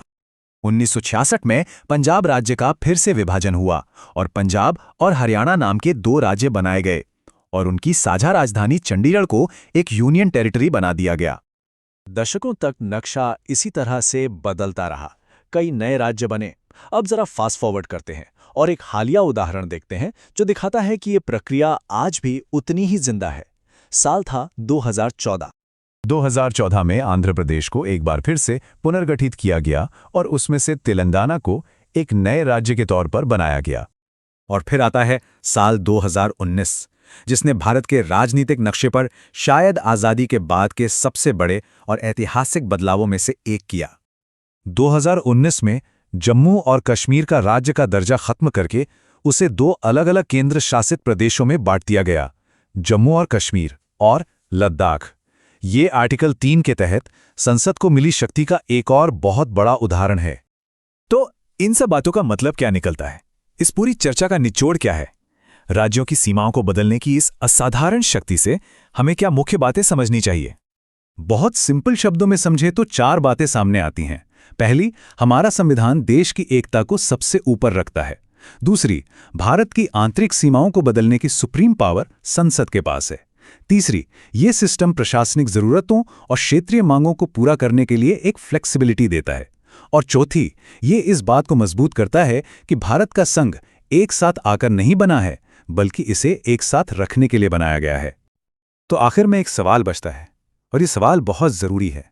इसमें कोई शक नहीं कि इस शक्ति ने भारत की एकता को बनाए रखने में मदद की है, लेकिन देश की अखंडता की जरूरत और राज्यों की अपनी क्षेत्रीय पहचान और उनकी आकांक्षाओं के बीच वो सही संतुलन कहाँ पर है और कैसे बनाया जाए, ये एक ऐसा सवाल है जिस पर लगातार सोचने की जरूरत है। भारतीय नागरिकता, ये शब्द हम सब ने सुना है ना? पर इसका असली मतलब क्या है? कौन है भारत का नागरिक और ये तय कैसे होता है? चलिए आज इसी दिलचस्प सवाल की तह तक चलते हैं। तो चलिए शुरू करते हैं। जैसा कि किताब में लिखा है, अगला चैप्टर है सिटीजनशिप यानी नागरिकता। लेकिन किताबों से हटकर अगर सोचें तो भारत का नागरिक होने का असली मतलब क्या है? ये सिर्फ एक कानूनी दर्जा भर नहीं है, बल्कि ये हमारी पहचान, हमारे अधिकार और हमारी जिम्मेदारियों से जुड़ा एक बहुत गहरा सवाल है। इस विषय को समझने के लिए ना सबसे पहले एक बहुत ही बेसिक मतलब बिल्कुल बुनियादी बात से शुरू करते हैं। किसी भी देश में आप देखेंगे दो तरह के लोग होते हैं। एक तो होते हैं नागरिक यानी सिटीजन्स और दूसरे होते हैं विदेशी जिन्हें एलियन भी कहते हैं। तो देखिए, सिटीजन यानी नागरिक वो है जो भारतीय राज्य का एक फुल मेंबर है, जिसकी वफादारी, जिसकी निष्ठा देश के प्रति है। आप ऐसा सोचिए कि देश एक बड़ा सा क्लब है और नागरिक उसके परमानेंट मेंबर हैं। वहीं दूसरी तरफ है एलियन यानी विदेशी, जो किसी दूसरे देश के नागरिक हैं और हमारे देश में कह सकते हैं एक मेहमान की तरह है। अच्छा, अब आप सोच रहे होंगे कि इस फर्क से होता क्या है। अरे बहुत कुछ होता है, ये सिर्फ एक नाम का लेबल नहीं है। देखिए, नागरिकों को वोट देने का, चुनाव लड़ने का हक है। वो राष्ट्रपति जैसे देश के सबसे बड़े पदों पर बैठ सकते हैं। और सबसे जरूरी बात, उन्हें कुछ खास मौलिक अधिकार मिलते हैं, जैसे आर्टिकल 15, 16 और 19, जो विदेशियों को नहीं मिलते। तो बात सीधी सी है, नागरिकता मतलब अधिकारों का एक पूरा का पूरा बंडल। और ये बात कितनी मजेदार है कि नागरिकता के नियम पूरी दुनिया में कितने अलग अलग हो सकते हैं। जैसे भारत में देखिए, कोई जन्म से नागरिक हो या बाद में बना हो, वो राष्ट्रपति बन सकता है। लेकिन अमेरिका में ना, वहां सिर्फ जन्म से जो नागरिक है वही राष्ट्रपति बन सकता है ना ये छोटा सा लेकिन बहुत ही बड़ा फर्क। तो आज के नियम तो ठीक है, पर ये कहानी शुरू कहाँ से हुई? चलिए थोड़ा टाइम में पीछे चलते हैं और देखते हैं कि जब हमारा संविधान बना तो उसने नागरिकता की शुरुआती लकीर कहाँ खींची थी। यहाँ एक बात गांठ बांधने वाली है। हमारे संविधान ने नागरिकता पर कोई परमानेंट, हमेशा के लिए कानून नहीं बनाया था। नहीं, उसने बस इतना बताया कि 26 जनवरी 1950 को, यानी जिस दिन संविधान लागू हुआ, उस दिन कौन कौन भारत का नागरिक माना जाएगा। यह समझिए कि बस एक स्टार्टिंग पॉइंट तय कर दिया। तो सवाल ये है कि उस दिन नागरिक बना कौन? देखिए, संविधान ने 4 तरह के लोगों को पहचाना। पहले तो वो जो भारत में ही रह रहे थे और कुछ शर्तें पूरी करते थे। दूसरे, वो लोग जो बंटवारे की वजह से पाकिस्तान से भारत आ गए थे। तीसरे, वो जो पहले पाकिस्तान चले तो गए लेकिन फिर वापस भारत लौट आए। और चौथे, भारतीय मूल के वो लोग जो विदेशों में रह रहे थे और जिन्होंने खुद को भारतीय नागरिक के तौर पर रजिस्टर करवा लिया था। लेकिन हमारे संविधान बनाने वाले बहुत दूर की सोचते थे। वो जानते थे कि वक्त के साथ नियमों को बदलना पड़ेगा। इसीलिए उन्होंने आर्टिकल 11 के तहत ये पावर संसद को दे दी कि वो भविष्य में नागरिकता हासिल करने या खत्म करने से जुड़े कोई भी कानून बना सकती है। और बस यहीं से असली कहानी आगे बढ़ती है। तो संविधान ने तो एक शुरुआती लाइन खींच दी, पर उसके बाद का क्या? यहीं पर एंट्री होती है सिटीजनशिप एक्ट 1955 की। ये वो रूल बुक है, वो गाइड है जो आज की तारीख में भारत में नागरिकता के सारे नियम कायदे तय करती है। ये एक्ट नागरिकता पाने के मोटे मोटे 5 तरीके बताता है। पहला, जन्म से, अगर कोई भारत में पैदा हुआ हो। दूसरा, वंश से, यानी अगर किसी के माता पिता भारतीय हैं। तीसरा है रजिस्ट्रेशन से, जो कुछ खास मामलों में होता है। चौथा है नेचुरलाइजेशन, मतलब देशीयकरण, ये विदेशियों के लिए है। और पांचवा, अगर कोई नया इलाका भारत का हिस्सा बन जाए। अब ये नेचुरलाइजेशन वाला तरीका थोड़ा समझते हैं, क्योंकि ये खास तौर पर विदेशियों के लिए है। अगर कोई विदेशी भारतीय नागरिक बनना चाहता है ना, तो उसे कुछ काफ़ी कड़ी शर्तें पूरी करनी पड़ती हैं। जैसे उसे एक तय समय तक भारत में रहना होता है, उसका कैरेक्टर अच्छा होना चाहिए, उसे संविधान की 8वीं अनुसूची में दी गई किसी एक भाषा का ज्ञान होना चाहिए, और सबसे ज़रूरी, वो अवैध प्रवासी नहीं होना चाहिए। फिर साल 2019 में इस एक्ट में एक बड़ा बदलाव किया गया। इसके मुताबिक अफगानिस्तान, बांग्लादेश और पाकिस्तान से आए 6 समुदायों, हिंदू, सिख, बौद्ध, जैन, पारसी और ईसाई, इनके लिए नेचुरलाइजेशन के नियम बदल दिए गए। उनके लिए भारत में रहने की जो जरूरी अवधि थी, उसे 11 साल से घटाकर 5 साल कर दिया गया। तो हमने ये तो देख लिया कि नागरिकता मिलती कैसे है, पर कहानी का एक दूसरा पहलू भी है। जैसे नागरिकता हासिल की जा सकती है, वैसे ही इससे खोया भी जा सकता है। चलिए फटाफट देखते हैं कि ये कैसे होता है। नागरिकता खोने के 3 मेन तरीके हैं। पहला है त्याग, मतलब रेनंसिएशन, जब कोई खुद अपनी मर्जी से नागरिकता छोड़ दे। दूसरा है समाप्ति, या टर्मिनेशन। ये ऑटोमेटिकली हो जाता है अगर कोई किसी और देश का नागरिक बन जाए। और तीसरा है वंचन यानी डेप्रावेशन। इसमें सरकार धोखाधड़ी या देशद्रोह जैसे सीरियस मामलों में नागरिकता छीन सकती है। चलिए अब कुछ ऐसी खास बातों पर आते हैं जो भारतीय नागरिकता को काफी यूनिक बनाती हैं। एक तो है सिंगल सिटीजनशिप का कॉन्सेप्ट और दूसरा है ओसीआई कार्ड। सिंगल सिटीजनशिप यानी एकल नागरिकता, ये बहुत ही पावरफुल आइडिया है। इसका मतलब ये है कि भारत में हम सब सिर्फ और सिर्फ भारत के नागरिक हैं। हम जिस राज्य में रहते हैं उसके नागरिक नहीं हैं, जैसा कि अमेरिका में होता है। इससे क्या होता है? इससे ये पक्का होता है कि कश्मीर से लेकर कन्याकुमारी तक हर नागरिक को एक जैसे बराबर के अधिकार मिले। अब दुनिया भर में लाखों भारतीय मूल के लोग फैले हुए हैं। उनसे एक कनेक्शन बनाए रखने के लिए भारत सरकार ने एक स्कीम शुरू की, ओवरसीज सिटीजनशिप ऑफ इंडिया यानी ओसीआई। अब यहाँ एक बात बिल्कुल साफ समझ लीजिए, ये दोहरी नागरिकता नहीं है, बिल्कुल नहीं। ये एक स्पेशल स्टेटस है जो कुछ खास अधिकार देता है। तो फिर एक ओसीआई कार्ड होल्डर को मिलता क्या है? देखिए, उन्हें भारत आने के लिए लाइफ लॉन्ग वीजा मिलता है। फाइनेंशियल और एजुकेशनल मामलों में वो एनआरआई के बराबर होते हैं, लेकिन कुछ पाबंदियां भी हैं। वो वोट नहीं डाल सकते, कोई पब्लिक ऑफिस होल्ड नहीं कर सकते और उन्हें सरकारी नौकरी भी नहीं मिल सकती।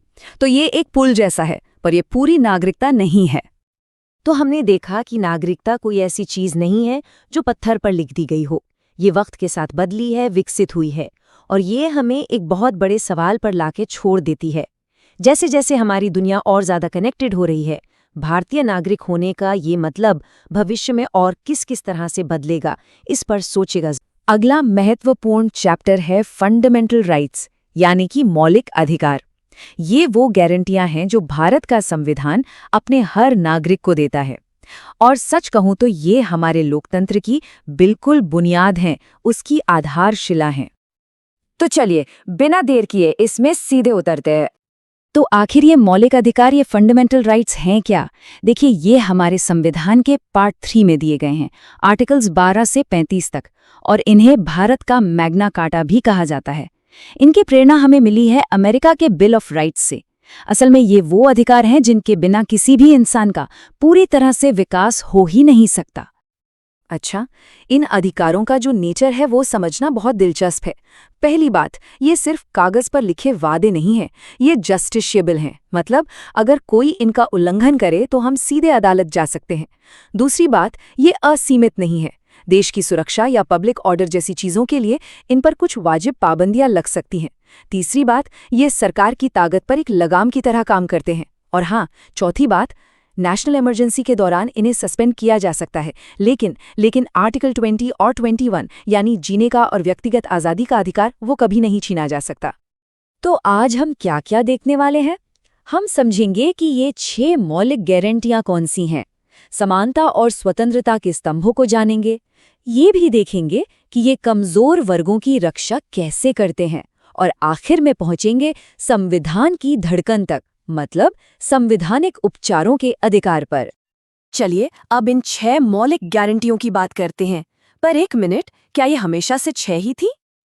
जी नहीं, जब संविधान बना था तब 7 मौलिक अधिकार थे, लेकिन जो संपत्ति का अधिकार था यानी आर्टिकल 31, उसे 1978 में 44th अमेंडमेंट के जरिए फंडामेंटल राइट्स की लिस्ट से हटा दिया गया। अब वो सिर्फ एक कानूनी अधिकार है जो आर्टिकल 301 के तहत आता है। तो ये हैं वो 6 श्रेणियां जो आज हमारे मौलिक अधिकारों का ढांचा बनाती हैं। समानता, स्वतंत्रता, शोषण के विरुद्ध अधिकार, धार्मिक आज़ादी, सांस्कृतिक और शैक्षिक अधिकार, और सबसे आखिर में वो अधिकार जो इन सबको लागू करवाता है, संवैधानिक उपचारों का अधिकार। चलिए एक एक करके इन्हें समझते हैं। तो सबसे पहला और शायद सबसे जरूरी पिलर है समानता का अधिकार, जो आर्टिकल 14 से 18 तक फैला हुआ है। अच्छा, इस टेबल से समानता के अधिकार के 5 पहलू एकदम साफ हो जाते हैं। आर्टिकल 14 कहता है कानून के सामने सब बराबर। आर्टिकल 15 किसी भी आधार पर भेदभाव को रोकता है। 16 सरकारी नौकरियों में बराबरी का मौका देता है। आर्टिकल 17 छुआछूत जैसी सामाजिक बुराई को जड़ से खत्म करता है। और 18 वो राजा महाराजा वाली खानदानी उपाधियों को खत्म करता है। मतलब ये आर्टिकल्स एक ऐसे समाज की नींव रखते हैं जहां जन्म नहीं बल्कि काबिलियत मायने रखती है। चलिए अब अगले बड़े अधिकार पर चलते हैं जो हमारी पर्सनल लिबर्टी को प्रोटेक्ट करता है। ये है स्वतंत्रता का अधिकार, आर्टिकल्स 19 से 22। अकेले आर्टिकल 19 में ही हमें 6 तरह की आज़ादी की गारंटी मिलती है। बोलने और अपनी बात रखने की आज़ादी, शांति से इकट्ठा होने की आज़ादी, एसोसिएशंस या यूनियन बनाने की आज़ादी, पूरे भारत में कहीं भी घूमने फिरने की आज़ादी, कहीं भी बस जाने की आज़ादी और कोई भी पेशा या व्यापार करने की आज़ादी। सच कहूं तो ये एक लोकतांत्रिक जीवन की आत्मा है। अब ये स्लाइड बहुत ही दिलचस्प है। आर्टिकल 21 जो हमें जीने और व्यक्तिगत स्वतंत्रता का अधिकार देता है, 1978 के मेनका गांधी केस के बाद पूरी तरह से बदल गया। पहले ये सिर्फ सरकार की मनमानी से बचाता था, लेकिन इस केस के बाद ये संसद यानी विधायिका की मनमानी से भी बचाने लगा।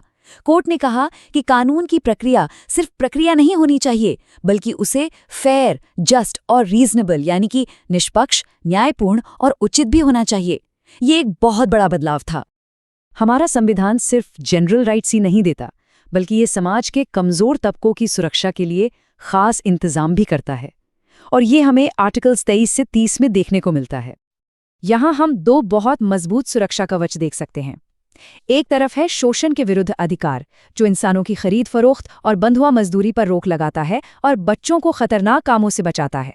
वहीं दूसरी तरफ हैं सांस्कृतिक और शैक्षिक अधिकार, जो भारत की विविधता को सेलिब्रेट करते हैं। ये पक्का करते हैं कि हर समुदाय अपनी भाषा और संस्कृति को बचा सके और अल्पसंख्यक अपने एजुकेशनल इंस्टीट्यूट चला सकें। और अब हम आते हैं उस अधिकार पर जो बाकी सभी अधिकारों को असलियत बनाता है, उन्हें जमीन पर उतारता है। इसे यूं ही नहीं संविधान की धड़कन कहा गया है। ये है संवैधानिक उपचारों का अधिकार। खुद डॉक्टर BR अंबेडकर ने आर्टिकल 32 के बारे में कहा था, ये संविधान की आत्मा है और इसका हृदय है। और वो बिल्कुल सही थे। जरा सोचिए, अगर ये अधिकार ना होता तो बाकी सारे अधिकार सिर्फ अच्छे विचार बनकर रह जाते। तो सवाल ये है कि ये अधिकार लागू होते कैसे हैं? यहीं पर सामने आता है संविधान का सबसे शक्तिशाली टूल, जिसे कहते हैं रिट्स, WRITs। ये सुप्रीम कोर्ट और हाई कोर्ट के खास आदेश होते हैं, जिनमें किसी भी अधिकार के उल्लंघन को रोकने या उसे ठीक करने की जबरदस्त ताकत होती है। पहली और सबसे अहम रिट है हेबियस कॉर्पस। इसका लैटिन में मतलब है शरीर को प्रस्तुत करो। अगर किसी को गैर कानूनी तरीके से हिरासत में रखा गया है तो ये रिट उसकी आज़ादी की गारंटी है। दूसरी है मैंडेमिस, जिसका मतलब है हम आदेश देते हैं। जब कोई सरकारी अधिकारी अपना काम करने से मना कर दे तो कोर्ट इस रिट के जरिए उसे उसका कानूनी फर्ज निभाने का आदेश देती है। फिर आती है प्रोहिबिशन, मतलब रोक लगाना।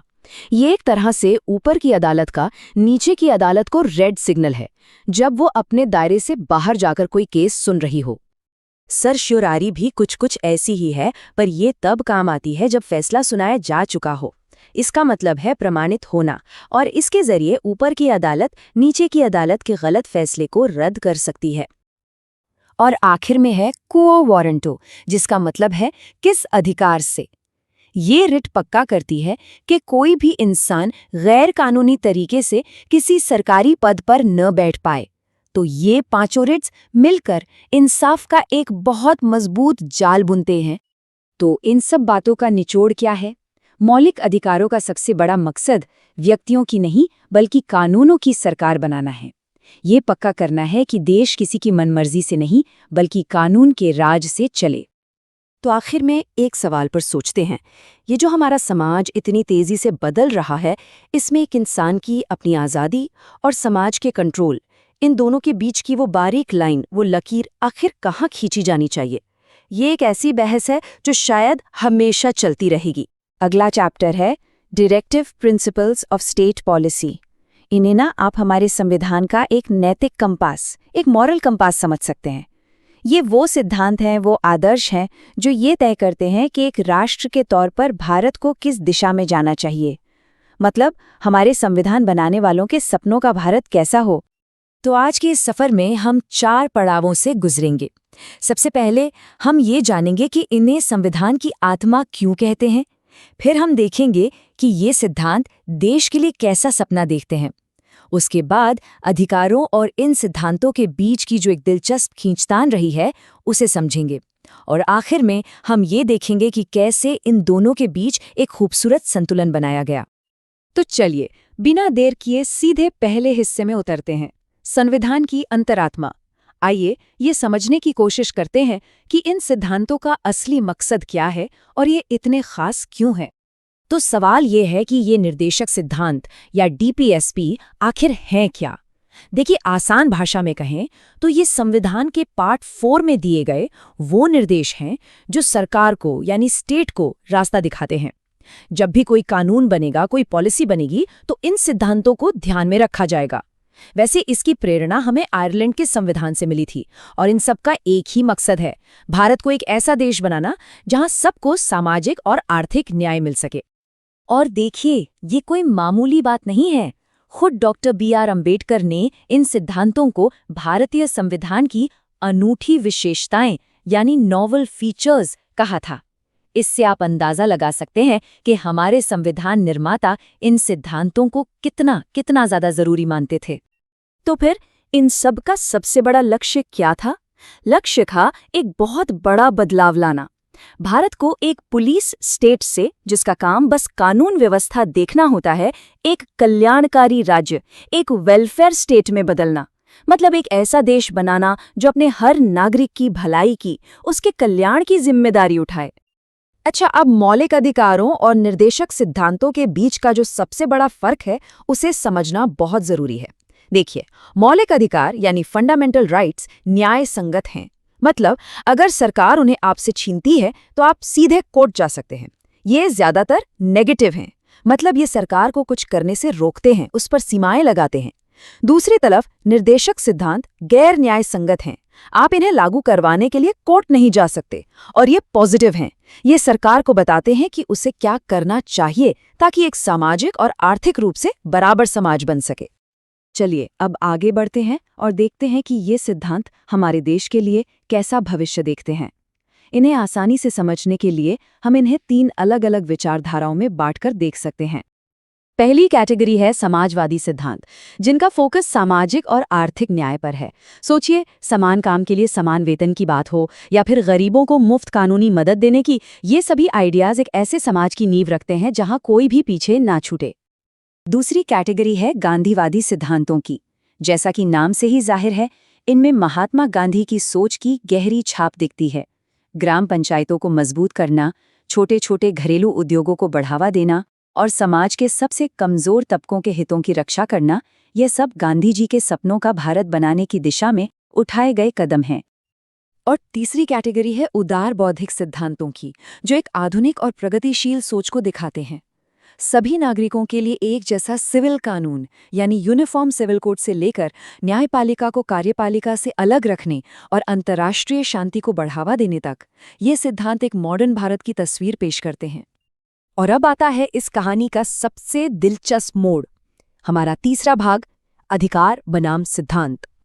ये कहानी है मौलिक अधिकारों और निर्देशक सिद्धांतों के बीच चली एक लंबी संवैधानिक खींचतान की। इस मुद्दे पर सुप्रीम कोर्ट का नजरिया भी समय के साथ बदलता गया। देखिए, शुरुआत में 1951 में कोर्ट ने कहा कि मौलिक अधिकार हमेशा निर्देशक सिद्धांतों से ऊपर रहेंगे। फिर 1967 में तो उन्हें पवित्र और ऐसा बता दिया गया जिन्हें बदला ही नहीं जा सकता। लेकिन असली मोड़ आया 1980 के मिनर्वा मिल्स केस में, जब कोर्ट ने एक ऐतिहासिक फैसला सुनाया।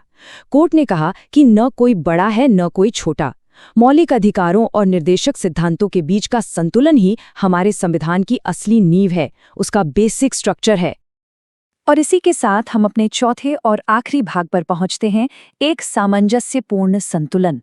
तो अब सवाल ये उठता है कि अगर इन सिद्धांतों को लेकर हम कोर्ट नहीं जा सकते, तो फिर ये इतने महत्वपूर्ण क्यों हैं? इनकी असली ताकत क्या है? ये सिद्धांत कोई पत्थर की लकीर नहीं है। समय के साथ संसद ने संविधान में संशोधन करके इनमें नई नई बातें जोड़ी हैं, जैसे पर्यावरण की सुरक्षा या बच्चों की शुरुआती देखभाल। ये दिखाता है कि हमारा संविधान एक जिंदा दस्तावेज है जो वक्त के साथ खुद को बेहतर बनाता रहता है। और मिनर्वा मिल्स केस का ये जो कोर्ट का स्टेटमेंट है ना, ये पूरी कहानी का सार है। कोर्ट ने एकदम साफ कर दिया कि भारतीय संविधान मौलिक अधिकारों और निर्देशक सिद्धांतों के बीच संतुलन की चट्टान पर खड़ा है। किसी एक को दूसरे से ऊपर रखना इस पूरे संतुलन को ही बिगाड़ देगा। तो आज की तारीख में इसका असल मतलब क्या है? मतलब ये है कि अगर सरकार किसी निर्देशक सिद्धांत को लागू करने के लिए कोई कानून बनाती है तो अदालतें उस कानून को ज्यादा तवज्जो देती हैं, उसे उचित मान सकती हैं। ये सिद्धांत एक तरह से उन कानूनों के लिए एक सुरक्षा कवच का काम करते हैं जो उन्हें असंवैधानिक होने से बचा सकते हैं। और अंत में एक सवाल जो हमें सोचना चाहिए, एक व्यक्ति के अधिकारों और पूरे देश के सामूहिक लक्ष्यों के बीच सही संतुलन बनाना क्या आज भी हमारे संविधान के सामने ये सबसे बड़ी चुनौती है? अगला चैप्टर है फंडामेंटल ड्यूटीज। अब ये एक ऐसा टॉपिक है जिसके बारे में हम सबने सुना तो जरूर है, पर शायद उतनी गहराई से कभी सोचा नहीं, है ना? देखिए, हम सब अपने अधिकारों, अपने राइट्स की बात तो खूब करते हैं, लेकिन क्या हम उतनी ही गंभीरता से अपने कर्तव्यों, अपनी ड्यूटीज के बारे में सोचते हैं? चलिए आज इसी पर बात करते हैं और समझते हैं कि भारत के नागरिक होने के नाते हमारे मौलिक कर्तव्य आखिर हैं क्या। तो चलिए शुरू करते हैं। और शुरू करते ही एक बहुत ही हैरान करने वाली बात सामने आती है। क्या किसी को पता है कि 1950 में जब हमारा संविधान लागू हुआ तो उसमें फंडामेंटल ड्यूटीज थी ही नहीं? जी हाँ, 0, एक भी नहीं। तो सवाल ये है कि फिर ये आई कहाँ से और कैसे? इनकी कहानी ना समय के साथ बनी है। देखिए, 1950 का जो ओरिजिनल संविधान था उसमें सिर्फ और सिर्फ अधिकार थे, कर्तव्य नहीं। फिर आया साल 1976, जब 42वें संशोधन के जरिए एक साथ 10 ड्यूटीज जोड़ी गईं, और फिर काफी समय बाद 2002 में 86वें संशोधन के साथ एक 11वीं ड्यूटी भी इसमें शामिल हो गई। तो आज हम क्या क्या देखने वाले हैं? सबसे पहले यही सवाल कि भाई शुरुआत में अधिकार तो थे पर कर्तव्य क्यों नहीं? फिर हम देखेंगे कि हमारी 11 राष्ट्रीय ड्यूटीज हैं क्या। इसके बाद समझेंगे कि इनकी प्रकृति क्या है, इनका नेचर कैसा है। फिर एक बड़ी बहस पर नजर डालेंगे, क्या ये सिर्फ कहने की बातें हैं या इनमें कोई दम भी है। और आखिर में देखेंगे कि कैसे ये ड्यूटीज सिर्फ कागज पर न रहकर असल कानून का रूप लेती हैं। चलिए तो शुरू करते हैं पहले सवाल से। अधिकार थे पर कर्तव्य नहीं, आखिर इन्हें लाने की कहानी क्या थी? तो देखिए, इनकी ओरिजिन स्टोरी काफी इंटरेस्टिंग है। इन्हें जोड़ा गया था 1976 में इमरजेंसी के दौरान, और इसकी सिफारिश की थी स्वर्ण सिंह कमेटी ने। एक और मजेदार बात यह है कि इसका आइडिया लिया गया था उस वक्त के यूएसएसआर यानी सोवियत संघ के संविधान से। तो हमारे संविधान में एक नया हिस्सा बनाया गया, पार्ट 4A, और एक नया आर्टिकल 51A, और यहीं पर इन ड्यूटीज को रखा गया। ये बात हमें अमेरिका जैसे देशों से अलग बनाती है, क्योंकि उनके संविधान में ऐसी कोई लिस्टेड ड्यूटीज नहीं है। ठीक है, तो अब आते हैं सबसे जरूरी हिस्से पर, सेक्शन 2। ये 11 राष्ट्रीय कर्तव्य आखिर हैं क्या? इन्हें बेहतर तरीके से समझने के लिए चलिए इन्हें 3 हिस्सों में बांट लेते हैं। सबसे पहला हिस्सा है राष्ट्र के प्रति हमारे कर्तव्य, मतलब वो जिम्मेदारियां जो सीधे सीधे हमारे देश, उसके सिंबल्स और उसकी सुरक्षा से जुड़ी हैं। इसमें क्या क्या आता है? देखिए, संविधान का पालन करना, हमारे राष्ट्रीय ध्वज और राष्ट्रगान का सम्मान करना, आज़ादी की लड़ाई के जो आदर्श थे उन्हें अपने दिल में संजोकर रखना, भारत की संप्रभुता, एकता और अखंडता को बनाए रखना, और हाँ, जब भी देश को जरूरत पड़े उसकी रक्षा के लिए और सेवा के लिए हमेशा तैयार रहना। चलिए अब दूसरे हिस्से पर आते हैं। ये है समाज और पर्यावरण के प्रति हमारे कर्तव्य। ये वो जिम्मेदारियां हैं जो हमारे आसपास के माहौल और लोगों से जुड़ी हैं। तो इसमें शामिल है आपस में भाईचारे को बढ़ावा देना और ऐसी किसी भी प्रथा को छोड़ना जो महिलाओं के सम्मान के खिलाफ हो। हमारे देश की जो मिली जुली संस्कृति है, जो कंपोजिट कल्चर है, उसकी कद्र करना और उसे बचाए रखना। अपने पर्यावरण की रक्षा करना, जंगल, नदियां, वन्यजीव सबका ध्यान रखना। और एक बहुत जरूरी बात, वैज्ञानिक सोच, मानवतावाद और हमेशा कुछ नया जानने और सुधारने की भावना को डेवलप करना। देखा जाए तो यही चीजें एक अच्छे समाज की नींव रखती हैं। और अब तीसरा और आखिरी हिस्सा, हमारे नागरिक और व्यक्तिगत कर्तव्य। ये हमारी पब्लिक लाइफ और पर्सनल ग्रोथ से जुड़े हैं। इसमें क्या क्या है? 1. पब्लिक प्रॉपर्टी को नुकसान न पहुंचाना और हिंसा से बिल्कुल दूर रहना। 2. हम जो भी काम करें उसमें बेस्ट करने की कोशिश करना, मतलब एक्सीलेंस के लिए प्रयास करना। और 3, हर माता पिता या गार्जियन का ये कर्तव्य है कि वो अपने 6 से 14 साल के बच्चों को शिक्षा के मौके जरूर दें। जैसा कि मैंने पहले बताया था, यही वो 11वीं ड्यूटी है जिसे 2002 में जोड़ा गया था। तो ये थी हमारी 11 ड्यूटीज। अब तीसरे सेक्शन में ये समझते हैं कि इनका नेचर कैसा है, मतलब इनकी खासियत क्या है। तो देखिए, इनकी कुछ खास बातें हैं। पहली, ये मॉरल और सिविक यानी नैतिक और नागरिक दोनों तरह की हैं। दूसरी, ये सिर्फ और सिर्फ भारत के नागरिकों पर लागू होती हैं। और तीसरी और सबसे ज़रूरी बात, ये नॉन जस्टिसेबल हैं। अब इसका क्या मतलब हुआ? इसका सीधा मतलब ये है कि अगर कोई इन्हें नहीं मानता तो आप उसे सीधे कोर्ट नहीं घसीट सकते। लेकिन इसका ये मतलब बिल्कुल नहीं है कि इनकी कोई वैल्यू नहीं है, क्योंकि हमारी संसद कानून बनाकर इन्हें लागू करवा सकती है। और यहीं से हम अपने चौथे सेक्शन पर पहुंचते हैं। एक सवाल उठता है कि अगर इन पर सीधे कोई सजा नहीं है तो क्या ये बस एक बिना दांतों वाले शेर की तरह है? चलिए इस डिबेट को समझते हैं। तो देखिए, इस पर 2 तरह की बातें होती हैं। जो लोग इसकी आलोचना करते हैं उनका कहना है कि नोबल आइडियल्स या कॉम्पोजिट कल्चर जैसे शब्द बहुत वेग हैं, मतलब इनका ठीक ठीक क्या अर्थ है ये साफ नहीं है। वो ये भी कहते हैं कि वोट डालना या टैक्स देना जैसी जरूरी बातें तो इस लिस्ट में हैं ही नहीं। वहीं दूसरी तरफ जो लोग इनके महत्व को समझते हैं उनका कहना है कि ये हमें लगातार याद दिलाती हैं कि अधिकार और कर्तव्य एक ही सिक्के के 2 पहलू हैं। ये नागरिकों में अनुशासन और देश के प्रति कमिटमेंट को बढ़ावा देती हैं। और हाँ, ये कोर्ट्स की भी मदद करती हैं जब किसी कानून का मतलब समझना मुश्किल हो रहा हो। और कोर्ट्स की मदद वाली बात सिर्फ कहने के लिए नहीं है। 1991 में एक केस था, मोहन कुमार सिंघानिया केस। उसमें सुप्रीम कोर्ट ने साफ साफ कहा था कि किसी कानून की संवैधानिकता को परखने के लिए आर्टिकल 51A का इस्तेमाल किया जा सकता है।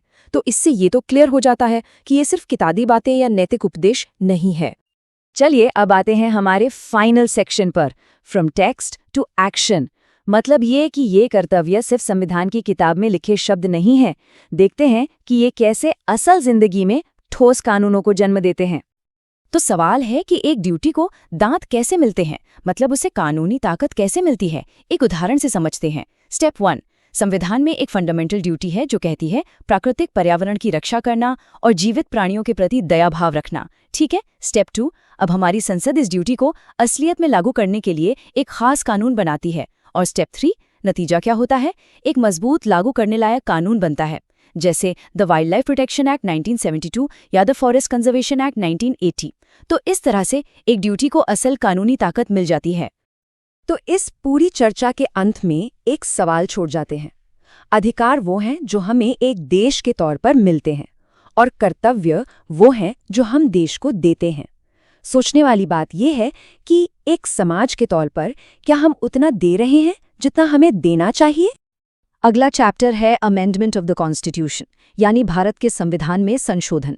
ये एक ऐसा टॉपिक है जो हमें बताता है कि कैसे किसी देश का सबसे अहम दस्तावेज, उसका संविधान, समय के साथ सांस लेता है, खुद को बदलता है और प्रासंगिक बना रहता है। तो चलिए देखते हैं कि इस सफर में हम क्या क्या जानने वाले हैं। हम शुरुआत करेंगे ये समझने से कि भारत का संविधान कैसे लचीलेपन और कठोरता के बीच एक बेहतरीन संतुलन साधता है। फिर हम आर्टिकल 368 की प्रक्रिया में गहराई से उतरेंगे, 3 अलग अलग तरह के संशोधनों को जानेंगे और आखिर में इसे बनाने वालों की दूरदृष्टि को समझने की कोशिश करेंगे।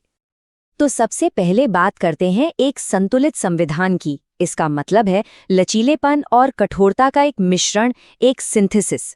अब भारत के इस यूनिक अप्रोच को समझने के लिए हमें पहले दुनिया के 2 एक्सट्रीम्स को देखना होगा। देखिए, एक तरफ है यूनाइटेड किंगडम का मॉडल जो बहुत ज्यादा फ्लेक्सिबल है, मतलब वहां संविधान को एक आम कानून की तरह ही बदला जा सकता है। और दूसरी तरफ है अमेरिका का मॉडल जो बहुत ज्यादा रिजिड यानी कठोर है। वहां संविधान में संशोधन करना एक बेहद मुश्किल और लंबी प्रक्रिया है। तो हमारे संविधान निर्माताओं ने क्या किया? उन्होंने एक बीच का रास्ता चुना। उन्होंने एक ऐसा सिस्टम बनाया जो इन दोनों का एक अनूठा मिश्रण है। न तो इतना आसान कि कोई भी सरकार अपनी मर्जी से इसे बदल दे, और न ही इतना मुश्किल कि ये समय के साथ बदलती जरूरतों को पूरा ही न कर पाए। तो सवाल ये उठता है कि ये बदलाव असल में होता कैसे है। चलिए अब संविधान में संशोधन की जो प्रक्रिया है, जो आर्टिकल 368 में दी गई है, उस पर चलते हैं। देखिए, संविधान में बदलाव करने की जो शक्ति है और उसकी जो पूरी प्रक्रिया है वो दी गई है कॉन्स्टिट्यूशन के पार्ट 20 के आर्टिकल 368 में। यही वो कोर मैकेनिज्म है जिसके जरिए हमारा संविधान समय के साथ इवॉल्व होता है। ये पूरी प्रक्रिया संसद में एक बिल पेश करने से शुरू होती है, चाहे लोकसभा हो या राज्यसभा, किसी भी हाउस में। और दिलचस्प बात यह है कि इसे कोई मंत्री या कोई प्राइवेट मेंबर भी पेश कर सकता है, और हाँ, इसके लिए राष्ट्रपति की पहले से मंजूरी की भी जरूरत नहीं होती। अब इस पूरी प्रक्रिया का जो सबसे जरूरी हिस्सा है वो है विशेष बहुमत, यानी स्पेशल मेजॉरिटी की शर्त। ये सिर्फ 50% से ज्यादा वोट पाना नहीं है, नहीं, इसकी 2 शर्तें हैं और दोनों का पूरा होना जरूरी है। पहली, सदन की कुल सदस्यता का बहुमत, और दूसरी, सदन में मौजूद और वोट करने वाले सदस्यों का 2/3 बहुमत।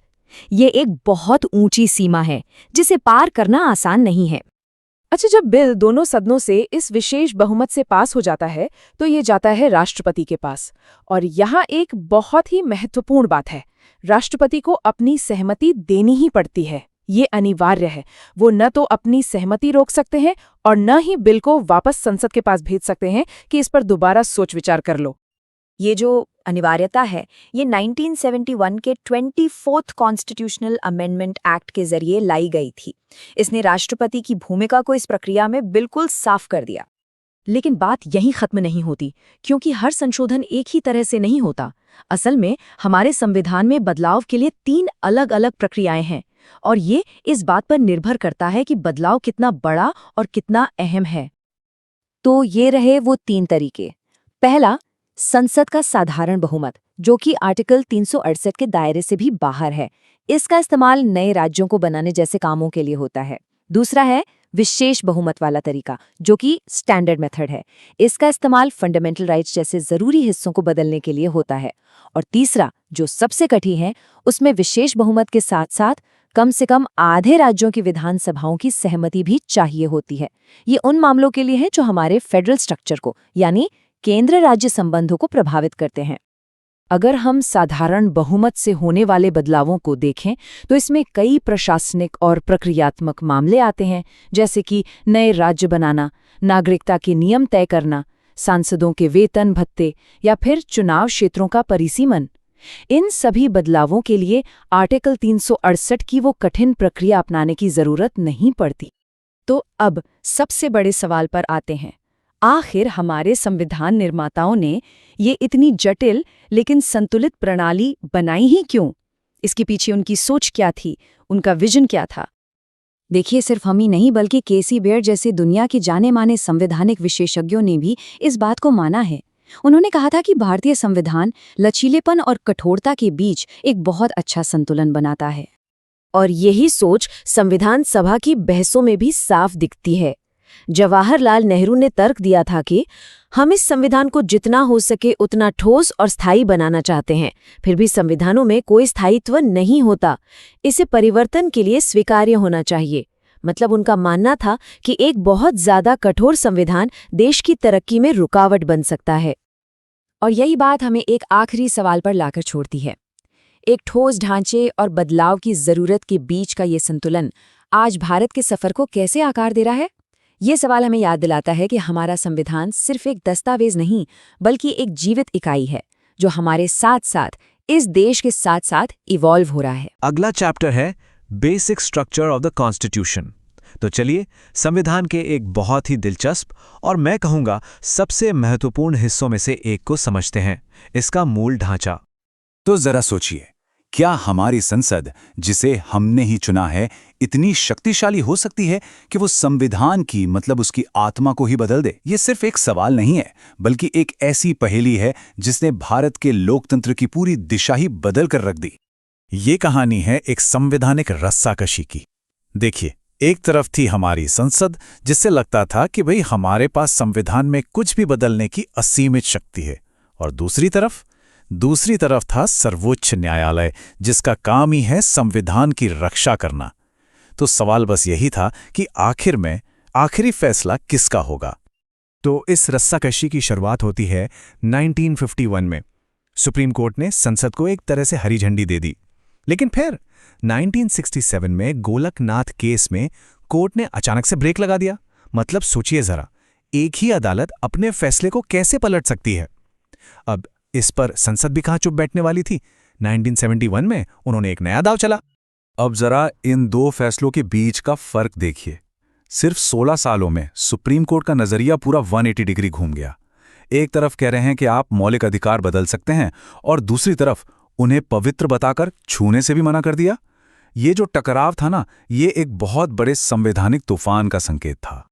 तो अब सिचुएशन ये थी कि दोनों संस्थाएं आमने सामने खड़ी थीं, तनाव अपने चरम पर था। और फिर आता है साल 1973, एक ऐसा साल जिसने सब कुछ बदल कर रख दिया। और वो साल लेकर आया एक ऐसा केस जिसने सब कुछ बदल दिया, केशवानंद भारती केस। यकीन मानिए, ये सिर्फ एक मुकदमा नहीं है, ये हमारे लोकतंत्र के इतिहास का एक सुनहरा पन्ना है। अच्छा, इस फैसले को समझना ना बहुत आसान है। चलिए इसको 3 हिस्सों में देखते हैं।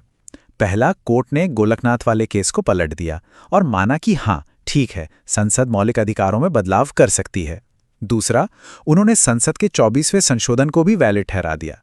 लेकिन असली ट्विस्ट, असली कहानी तो तीसरे कदम में आई, जब कोर्ट ने एक अदृश्य लक्ष्मण रेखा खींच दी। और यहीं से जन्म होता है मूल ढांचे के सिद्धांत का। देखिए, सुप्रीम कोर्ट ने कितना शानदार बीच का रास्ता निकाला। उन्होंने कहा, हाँ संसद जी, आप संविधान में संशोधन कर सकते हैं, बिल्कुल कर सकते हैं, लेकिन आप इसकी नींव, इसके मूल ढांचे को नहीं हिला सकते। ये एक रेवोल्यूशनरी आइडिया था, एक ऐसा विचार जिसने हमारे लोकतंत्र को एक नया सुरक्षा कवच दे दिया। लेकिन सवाल यह है कि क्या यह सिद्धांत सिर्फ कागजों पर ही रह गया? नहीं, बिल्कुल नहीं। इसकी असली परीक्षा, इसकी अग्नि परीक्षा तो तब हुई जब देश की सबसे ताकतवर शक्तियों ने इसे सीधी चुनौती दी। और देखिए कैसे इस सिद्धांत ने सचमुच आग से गुजरकर खुद को साबित किया। 1975 में इंदिरा नेहरू गांधी केस में इसी डॉक्ट्रिन का इस्तेमाल करके एक संवैधानिक संशोधन को रद्द कर दिया गया। फिर संसद ने 42वें संशोधन से पलटवार करने की कोशिश की, लेकिन 1980 में मिनर्वा मिल्स केस में सुप्रीम कोर्ट ने फिर से अपनी लक्ष्मण रेखा खींच दी। और 1981 के वामन राव केस के बाद ये साफ हो गया कि ये सिद्धांत अब हमेशा के लिए भारतीय कानून का एक अटूट हिस्सा है। और मिनर्वा मिल्स केस की ये एक लाइन, मतलब इसमें सुप्रीम कोर्ट ने सब कुछ कह दिया। जरा सोचिए इस बात पर।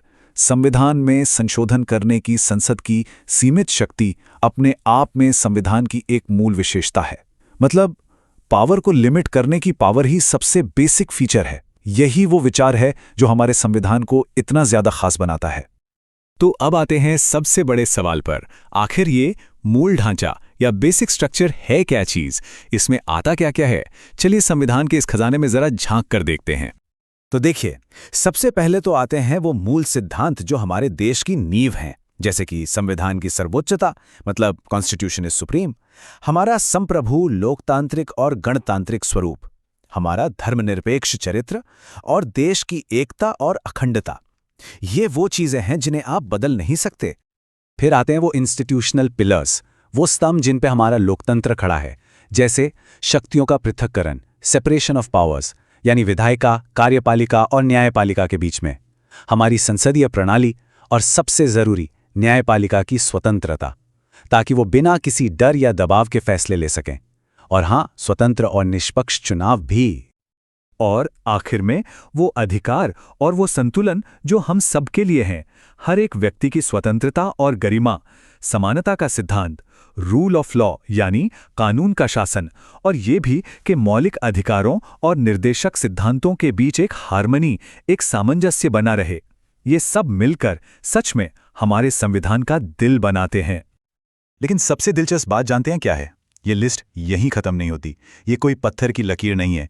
ये एक जीता जागता इवॉल्विंग सिद्धांत है जो वक्त के साथ और बड़ा होता है। जैसे जैसे देश के सामने नई चुनौतियां आएंगी, हो सकता है सुप्रीम कोर्ट इसमें और नई चीजें जोड़ें। तो सवाल यह है कि भविष्य में हमारे संविधान का कौन सा हिस्सा इतना जरूरी माना जाएगा कि उसे भी इस मूल ढांचे में शामिल कर लिया जाए। सोचिएगा जरूर। अगला चैप्टर है पार्लियामेंट्री सिस्टम। तो चलिए भारत के लोकतंत्र का जो इंजन है, यानी हमारी संसदीय प्रणाली, उसको जरा गहराई से समझते हैं। हम ये देखेंगे कि आखिर ये है क्या, काम कैसे करता है, इसके क्या फायदे नुकसान हैं, इसे अपनाया क्यों गया, और हाँ, ये अपने ओरिजिनल ब्रिटिश मॉडल से कितना अलग है। तो सबसे पहले ये संसदीय प्रणाली असल में है क्या? इसे ऐसे समझिए कि ये एक तरह का खाका है, एक ब्लूप्रिंट जो बताता है कि भारत में केंद्र और राज्य दोनों ही स्तरों पर सरकार कैसे काम करेगी। और देखिए, ये कोई अचानक अपनाई गई चीज नहीं है, ये बाकायदा हमारे संविधान में लिखा हुआ है। ये सिस्टम अमेरिकन मॉडल से नहीं बल्कि ब्रिटिश मॉडल से प्रेरित है, और इसके लिए केंद्र और राज्यों दोनों के लिए खास आर्टिकल्स हैं जो इसकी नींव रखते हैं। ठीक है, तो अब सवाल ये है कि इस सिस्टम को क्या चीज़ें खास बनाती हैं। आइए इसकी जो मुख्य विशेषताएं हैं, जो इसका कोर है, उसे एक एक करके समझते हैं। इस सिस्टम का एक बहुत ही दिलचस्प पहलू है दोहरी कार्यपालिका या डोल एग्जीक्यूटिव। इसका सीधा सा मतलब है कि यहाँ दो तरह के हेड होते हैं, एक नाम मात्र के हेड और एक वो जो असल में सरकार चलाते हैं। और यहाँ पर ये अंतर बिल्कुल साफ देखा जा सकता है। राष्ट्रपति जो हैं वो देश के मुखिया हैं, एक औपचारिक भूमिका में, जबकि असली शक्ति, असली पावर प्रधानमंत्री और उनके मंत्रिमंडल के हाथों में होती है। तो इस पूरे सिस्टम का जो सबसे बुनियादी पत्थर है वो ये है, पूरा का पूरा मंत्रिपरिषद एक टीम की तरह सामूहिक रूप से संसद, खासकर लोकसभा के प्रति जवाबदेही होता है। मतलब वो एक साथ तैरते हैं या एक साथ डूबते हैं। और जो दूसरी विशेषताएं हैं वो भी इसी केंद्रीय सिद्धांत को मजबूत करती हैं। जैसे बहुमत वाली पार्टी का शासन होगा, मंत्री, कार्यपालिका और विधायिका दोनों के सदस्य होंगे। ये सब मिलकर एक ऐसा सिस्टम बनाते हैं जो इसी जिम्मेदारी के इर्द गिर्द घूमता है। प्रेसिडेंशियल सिस्टम में क्या होता है कि शक्तियां बटी होती हैं, लेकिन यहां ठीक उसके उलट कार्यपालिका विधायिका से ही निकलती है और उसी के प्रति जवाबदेह भी होती है। शक्तियों का एक तरह से फ्यूजन हो जाता है। चलिए, अब जब हम ये समझ गए हैं कि ये सिस्टम काम कैसे करता है, तो अब जरा इसके अच्छे और बुरे दोनों पहलू पर बात करते हैं। हर सिस्टम के कुछ फायदे होते हैं तो कुछ नुकसान भी। और यहीं पर एक बहुत बड़ा सवाल खड़ा होता है कि सहयोग और जिम्मेदारी को इतनी प्राथमिकता देने के क्या लेन देन है, मतलब क्या मिलता है और क्या खोना पड़ता है। अब ये स्लाइड देखिए, ये बहुत दिलचस्प है क्योंकि यहाँ एक सीधा सीधा ट्रेड ऑफ दिखता है। एक तरफ आपको एक जिम्मेदार सरकार मिलती है जो टकराव से बचती है, लेकिन दूसरी तरफ इसकी कीमत क्या है? सरकार की अस्थिरता और नीतियों में निरंतरता की कमी। तो फिर यह सवाल उठना लाजमी है कि आखिर भारत की संविधान सभा ने इतने सारे विकल्पों में से इसी मॉडल को क्यों चुना? जब अस्थिरता का इतना बड़ा खतरा था तो भी हमारे संविधान निर्माताओं ने बहुत सोच समझकर एक बहुत ही सचेत फैसला लेकर इस रास्ते को चुना। और इसके पीछे के कारण भी बहुत साफ थे। एक तो ये कि हम औपनिवेशिक काल से इस सिस्टम से परिचित थे। दूसरा, हमारे संस्थापकों ने जवाबदेही को स्थिरता से ज्यादा तरजीह दी। वो टकराव से बचना चाहते थे और उन्हें लगा कि भारत जैसे विविधता वाले देश के लिए यही सिस्टम सबसे सही रहेगा। लेकिन हाँ, अगर कोई ये कहे कि भारत ने बस ब्रिटिश मॉडल को कॉपी पेस्ट कर लिया है तो ये बिल्कुल गलत होगा। दोनों में जमीन आसमान का फर्क है। ये स्लाइड इन मुख्य अंतरों को बहुत अच्छे से दिखाती है। भारत एक गणराज्य है जहां राष्ट्र प्रमुख चुने जाते हैं। ब्रिटेन में राजशाही है। हमारी संसद संविधान से बंधी है, जबकि ब्रिटिश संसद संप्रभु है, यानी सुप्रीम है। तो यहां सबसे बड़ी बात समझने वाली ये है कि भारतीय प्रणाली को जस का तस नहीं अपनाया गया, बल्कि इसे एक आधुनिक संघीय गणराज्य की जरूरतों के हिसाब से ढाला गया, उसे अडैप्ट किया गया। और अंत में हम इस एक सवाल के साथ इस चर्चा को समाप्त करते हैं कि आज की दुनिया में 21वीं सदी में जवाबदेही और स्थिरता के बीच का वो संतुलन जो दशकों पहले चुना गया था, क्या आज भी उतना ही सही और प्रासंगिक है? इस पर विचार जरूर कीजिए। अगला चैप्टर है फेडरल सिस्टम, यानी कि संघीय प्रणाली। देखिए, इंडियन पॉलिटी का एक ऐसा टॉपिक है ना जो सबसे ज़रूरी भी है और थोड़ा कंफ्यूजिंग भी। तो चलिए आज इसको एकदम अच्छे से समझते हैं। और यहीं से ना हमारी असली पड़ताल शुरू होती है। सच कहूं तो भारतीय संविधान को समझना अपने आप में एक पहेली को सुलझाने जैसा है। एक बड़ा सवाल हमेशा सामने रहता है, क्या भारत असल में एक फेडरल देश है, मतलब जहां राज्यों की अपनी शक्तियां हैं, या फिर ये एक यूनिटरी देश है जहां सारी की सारी पावर बस केंद्र सरकार के हाथ में है? तो आज हम इसी सवाल का जवाब ढूंढने निकले हैं। ठीक है, तो इस बहस में कूदने से पहले जरा बेसिक बातें समझ लेते हैं। देखिए, दुनिया में सरकार के मोटे मोटे दो मॉडल होते हैं। एक है फेडरल सिस्टम, जहां पावर साफ साफ बटी होती है, जैसे अमेरिका में, और दूसरी तरफ है यूनिटरी सिस्टम, जहां बस एक ही बॉस होता है जो सब कुछ कंट्रोल करता है, जैसे कि चीन में। अब असली सवाल ये है कि हमारा भारत इन दोनों में से कहाँ फिट बैठता है। चलिए तो सबसे पहले हम वो सारे सबूत देखते हैं जो ये साबित करते हैं कि भारत एक फेडरल देश है। मतलब हमारे संविधान में आखिर ऐसी क्या-क्या बातें हैं जो इसे एक फेडरेशन बनाती हैं। तो टीम फेडरल के पक्ष में क्या सबूत हैं? ये रहे 4 बड़े पॉइंट्स। पहला, हमारे यहाँ 2 सरकारें हैं, एक दिल्ली में और एक आपके अपने राज्य में। दूसरा, हमारे पास एक प्रॉपर रूल बुक है, यानी हमारा लिखा हुआ संविधान जो साफ साफ बताता है कि किसका क्या काम है। तीसरा, यही रूल बुक सबसे ऊपर है, सुप्रीम है। और चौथा, इस रूल बुक के जो जरूरी हिस्से हैं ना, उन्हें बदलना बच्चों का खेल नहीं है, उसके लिए केंद्र को राज्यों की हाँ भी चाहिए। तो सुनने में तो ये सब एक मजबूत फेडरल टीम जैसा ही लग रहा है ना? और रुकिए, बात यहीं खत्म नहीं होती। हमारे पास शक्तियों का एक बहुत ही साफ बंटवारा है, यूनियन लिस्ट, स्टेट लिस्ट और कंकरेंट लिस्ट के जरिए। अगर केंद्र और राज्यों के बीच कभी कोई झगड़ा हो जाए तो उसे सुलझाने के लिए एक आज़ाद न्यायपालिका भी है। और हाँ, संसद में जो राज्यसभा है वो तो है ही राज्यों का रिप्रेजेंटेटिव। ये सारे इंतजाम किए ही इसलिए गए हैं ताकि एक फेडरल बैलेंस बना रहे। तो इन सभी सबूतों को देखने के बाद तो लगता है कि केस सॉल्व हो गया। भारत एक पक्का फेडरल देश है, राइट? लेकिन जैसा मैंने शुरू में कहा था, ये एक पहेली है और इस कहानी में अभी एक बहुत बड़ा ट्विस्ट बाकी है। और ये रहा वो ट्विस्ट। हमारे संविधान में जितनी भी फेडरल बातें हैं, उनके साथ साथ कुछ बहुत ही मजबूत यूनिटरी फीचर्स भी हैं। मतलब ऐसी चीजें जो पावर के तराजू को बुरी तरह से सेंटर की तरफ झुका देती हैं और फेडरल ढांचे पर सवाल खड़ा करती हैं। तो सवाल ये है कि ये पावर सेंटर की तरफ झुकती कैसे है। देखिए, पहली बात, सेंटर की लिस्ट में ज्यादा और ज्यादा जरूरी सब्जेक्ट्स हैं। बची खुची सारी पावर भी सेंटर की ही है। इतना ही नहीं, अगर राष्ट्रीय हित की बात हो तो संसद राज्यों के मैदान में आकर भी कानून बना सकती है। और राज्यों के गवर्नर, अरे उन्हें तो सेंटर ही अपॉइंट करता है। ये बिल्कुल वैसा ही है जैसे कोई बॉस अपने मैनेजर पर नजर रखने के लिए अपना ही एक आदमी बिठा दे। और मामला यही नहीं रुकता। देश के बड़े बड़े सिस्टम पर नजर डालिए। चुनाव कौन कराता है? एक सेंट्रल बॉडी। सारे पैसों का हिसाब किताब कौन जांचता है? एक सेंट्रल बॉडी। और सबसे बड़ा तुरुप का इक्का, राज्य भले ही कोई कानून पास कर दे, लेकिन आखिर में दिल्ली में बैठे राष्ट्रपति उस पर वीटो लगाकर ना कह सकते हैं। ये तो राज्यों की पावर पर एक बहुत बड़ा कंट्रोल है।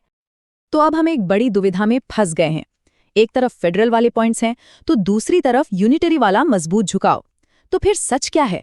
आखिर हमारा संविधान कहता क्या है? चलिए इसका जवाब सीधे संविधान बनाने वालों से और सुप्रीम कोर्ट से ही पूछते हैं। देखिए, संविधान सभा में डॉक्टर B.R. अम्बेडकर ने इस पर बहुत साफ साफ कहा था। उनका तर्क था कि भारत एक फेडरल संविधान ही है और इसकी सबसे बड़ी वजह यह है कि राज्य अपनी शक्तियों के लिए सेंटर पर निर्भर नहीं है। उन्हें ये पावर सीधे संविधान से मिलती है। मतलब इस मामले में वो सेंटर के बराबर हैं, उसके नीचे नहीं। और ये एक बहुत ही जरूरी पॉइंट है। फिर आया साल 1994 और SR बम्बई केस। इसमें सुप्रीम कोर्ट ने इस बहस पर एक तरह से आखिरी मोहर लगा दी। कोर्ट ने कहा कि फेडरलिज्म यानी संघवाद हमारे संविधान का एक बेसिक फीचर है, एक मूल विशेषता जिसे कोई बदल नहीं सकता। कोर्ट ने बहुत साफ कहा कि राज्य सेंटर के हाथ की कठपुतली नहीं है, उनका अपना एक आज़ाद संवैधानिक वजूद है। इस एक फैसले ने भारत के फेडरल कैरेक्टर को पत्थर की लकीर बना दिया। तो इन सब तर्कों को जब हम एक साथ रखते हैं तो हम किस नतीजे पर पहुंचते हैं? हम एक ऐसी व्यवस्था पर पहुंचते हैं जो शायद पूरे दुनिया में कहीं और देखने को नहीं मिलती। और यही है इस पूरी बहस का निचोड़। भारत की जो व्यवस्था है वो स्ट्रक्चर में तो फेडरल है, पर उसकी आत्मा यूनिटरी है। ये एक जानबूझकर बनाया गया डिजाइन है जिसे कई लोग क्वाजी फेडरल या अर्ध संघीय भी कहते हैं। इसे भारत जैसे विशाल और विविधता से भरे देश की खास जरूरतों के लिए बनाया गया था, ताकि राज्यों की अपनी पहचान भी बनी रहे और देश की एकता और अखंडता पर भी कोई आंच ना आए। तो आखिर में ये हमें एक बहुत बड़े सवाल पर लाकर छोड़ देता है। क्या ये अनोखा बैलेंस भारत की एकता के लिए एक कामयाब डिजाइन साबित हुआ है, या फिर ये केंद्र और राज्यों के बीच कभी न खत्म होने वाले तनाव का एक सोर्स बना रहता है? ये सोचने वाली बात है। नमस्कार। भारत में सेंटर और स्टेट्स के बीच पावर का जो बैलेंस है ना, वो हमेशा से ही एक बहुत ही इंटरेस्टिंग खेल रहा है, बिल्कुल एक कसी हुई रस्सी पर चलने जैसा। आज हम इसी नाजुक बैलेंस को समझने की कोशिश करेंगे। तो अगला चैप्टर है सेंटर स्टेट रिलेशंस।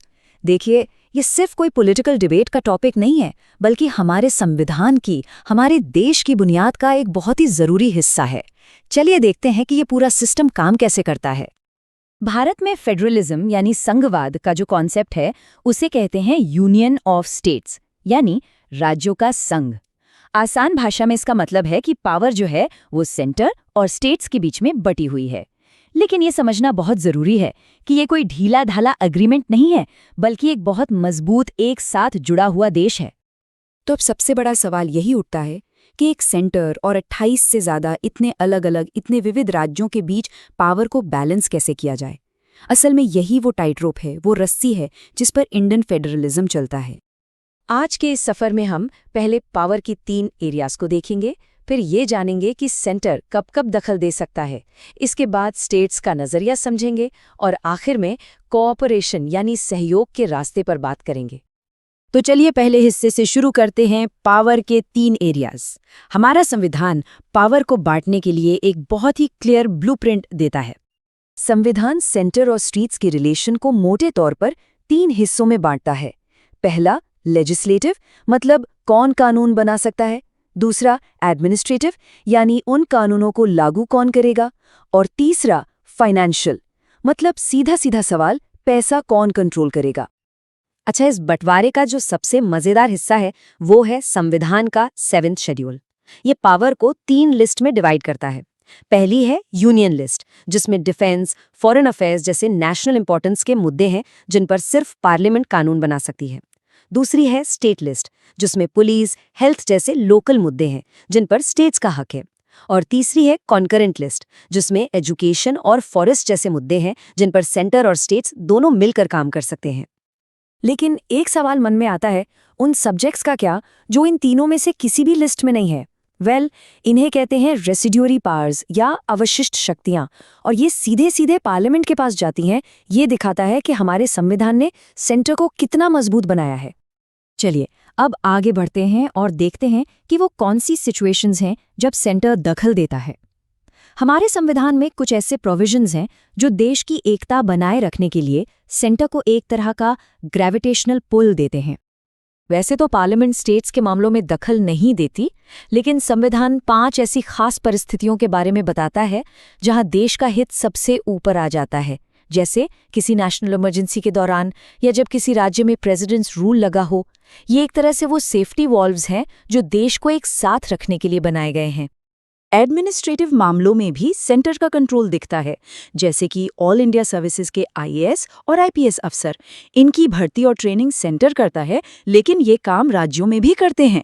इसके अलावा हर राज्य में गवर्नर होते हैं जो स्टेट के किसी भी बिल को प्रेसिडेंट की मंजूरी के लिए रोक सकते हैं। इमरजेंसी पावर्स को समझना भी बहुत जरूरी है। देखिए, नेशनल इमरजेंसी के दौरान सेंटर किसी भी मामले पर राज्यों को निर्देश दे सकता है, लेकिन प्रेसिडेंट्स रूल में तो मामला और भी सीरियस है। वहां प्रेसिडेंट राज्य सरकार के सारे काम अपने हाथ में ले सकते हैं। ये एक बहुत बड़ा फर्क है। अब जब इतनी पावर सेंटर के पास है तो जाहिर है कि स्टेट्स भी अपनी आवाज उठाएंगे। इस सेक्शन में हम स्टेट्स के नजरिए को और उनकी ज्यादा आज़ादी, ज्यादा ऑटोनॉमी की मांग को समझेंगे। और ये कोई नई बहस नहीं है। जरा इस टाइमलाइन पर नजर डालिए। 1960 से ही कमेटियां और कमीशंस इस बैलेंस पर बात कर रहे हैं। राजामन्नार कमेटी से लेकर सरकारिया और पुंछी कमीशन तक। ये दशकों पुरानी बातचीत है जो आज भी चल रही है। और ये बहुत शानदार तरीके से दिखाता है कि सोच कैसे बदली है। एक तरफ जहां राजमन्नार कमेटी ने प्रेसिडेंट्स रूल को खत्म करने जैसे रैडिकल बदलाव सुझाए, वहीं सरकारिया कमीशन ने एक ज्यादा बैलेंस्ड रास्ता दिखाया। उन्होंने कहा कि आर्टिकल 356 का इस्तेमाल सिर्फ और सिर्फ आखिरी ऑप्शन के तौर पे होना चाहिए और स्टेट्स के बीच कोऑपरेशन के लिए एक परमानेंट इंटरस्टेट काउंसिल बनाई जानी चाहिए। तो इस खींचतान के सॉल्यूशन के तौर पर एक ज्यादा मिलजुल कर काम करने वाले मॉडल का आइडिया सामने आया। चलिए कोऑपरेशन के इस रास्ते को थोड़ा और समझते हैं। सरकारिया कमीशन की रिपोर्ट की ये एक लाइन बहुत पावरफुल है। एक मजबूत सेंटर जरूरी है, लेकिन एक मजबूत सेंटर का मतलब ये बिल्कुल नहीं कि राज्य कमजोर हों। यही सोच इंडियन फेडरलिज्म के अगले फेज का आधार बनी। तो सॉल्यूशन क्या निकला? कोऑपरेटिव फेडरलिज्म, यानी कि सहकारी संघवाद, एक ऐसा मॉडल जहां सेंटर और स्टेट्स कॉम्पिटिटर नहीं बल्कि पार्टनर हैं, एक ही टीम के खिलाड़ी की तरह मिलकर काम करें। इसका सबसे बड़ा और सबसे नया एग्जाम्पल है जीएसटी काउंसिल। ये एक ऐसी कॉन्स्टिट्यूशनल बॉडी है जहां सेंटर और सभी स्टेट्स के फाइनेंस मिनिस्टर्स एक साथ बैठकर टैक्स रेट्स पर फैसला करते हैं। ये कोऑपरेटिव फेडरलिज्म का एक जीता जागता सबूत है। तो अब सवाल ये है कि ये सारी संवैधानिक और पॉलिटिकल बातें हमारी रोज की जिंदगी के लिए क्यों जरूरी हैं? इसका हम पर क्या असर होता है? असल में ये जो पूरा बैलेंसिंग एक्ट है ना, ये हर चीज पर असर डालता है। हम जो सामान खरीदते हैं उस पर लगने वाले टैक्स से लेकर किसी बाढ़ या महामारी जैसी इमरजेंसी में देश कैसे रिस्पॉन्ड करता है, सब कुछ इसी पर टिका है। ये सिर्फ किताबों की बातें नहीं हैं, इसका सीधा असर हम सब पर पड़ता है। और ये हमें एक आखिरी सोचने वाले सवाल पर छोड़ जाता है। आज के इस दौर में जहां भारत इतना ज्यादा इंटरकनेक्टेड हो चुका है, हमारे फेडरलिज्म का भविष्य क्या है? क्या ये और ज्यादा सेंट्रलाइज्ड होगा या फिर डिसेंट्रलाइज्ड, या फिर कुछ बिल्कुल ही नया देखने को मिलेगा? सोचने वाली बात है। अगला चैप्टर है इंटर स्टेट रिलेशंस। सोच कर देखिए, भारत जैसा इतना बड़ा और डाइवर्स देश, जहां 28 राज्य और 8 केंद्र शासित प्रदेश हैं, इन सबको एक साथ मिलकर काम करने के लिए तैयार करना एक बहुत बड़ा चैलेंज है। तो सवाल ये है कि हमारा संविधान आखिर ये करता कैसे है? वो कौन सा सिस्टम है जो इतने सारे अलग अलग हिस्सों को एक साथ स्मूथली चलाता है? इसके लिए संविधान ने हमें, आप कह सकते हैं, एक पूरा टूल किट दिया है। आज हम इसी टूल किट के 5 सबसे जरूरी टूल्स को समझने वाले हैं। कैसे पानी के विवाद सुलझते हैं, कैसे एक राज्य के कानून दूसरे में माने जाते हैं, कैसे पूरा देश एक बाजार बनता है, और कैसे राज्य आपस में बातचीत करके एक दूसरे का सहयोग करते हैं। तो चलिए सबसे पहले और अक्सर सबसे ज्यादा कंट्रोवर्शियल मुद्दे से शुरू करते हैं, राज्यों के बीच नदी के पानी का बंटवारा। ये एक ऐसा सब्जेक्ट है जो हमेशा से ही बहुत सेंसिटिव रहा है।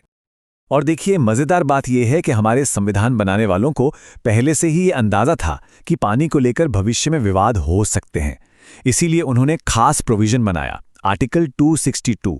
ये एक तरह से पानी के झगड़ों को सुलझाने के लिए एक कॉन्स्टिट्यूशनल रेफरी है। अब इस आर्टिकल में जो सबसे दिलचस्प बात है वो ये कि ये संसद को 2 बहुत ही पावरफुल अधिकार देता है। पहला, कि संसद कानून बनाकर किसी भी इंटरस्टेट नदी के पानी से जुड़े विवाद को सुलझाने का इंतजाम कर सकती है।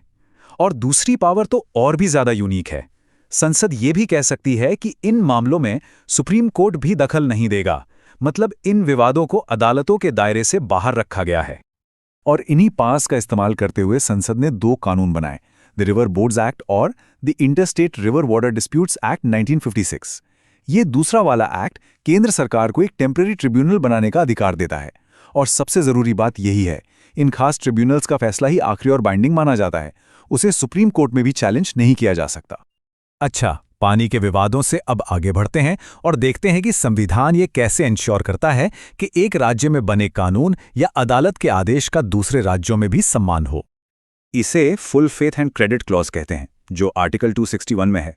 यह एक तरह का कॉन्स्टिट्यूशनल ग्लू है जो ये पक्का करता है कि एक राज्य के सरकारी दस्तावेज, रिकॉर्ड्स और अदालती फैसले पूरे भारत में वैलिड हों। इसी से तो देश का लीगल सिस्टम एक बना रहता है। संविधान की अपनी भाषा ही इस प्रावधान की ताकत को दिखाती है।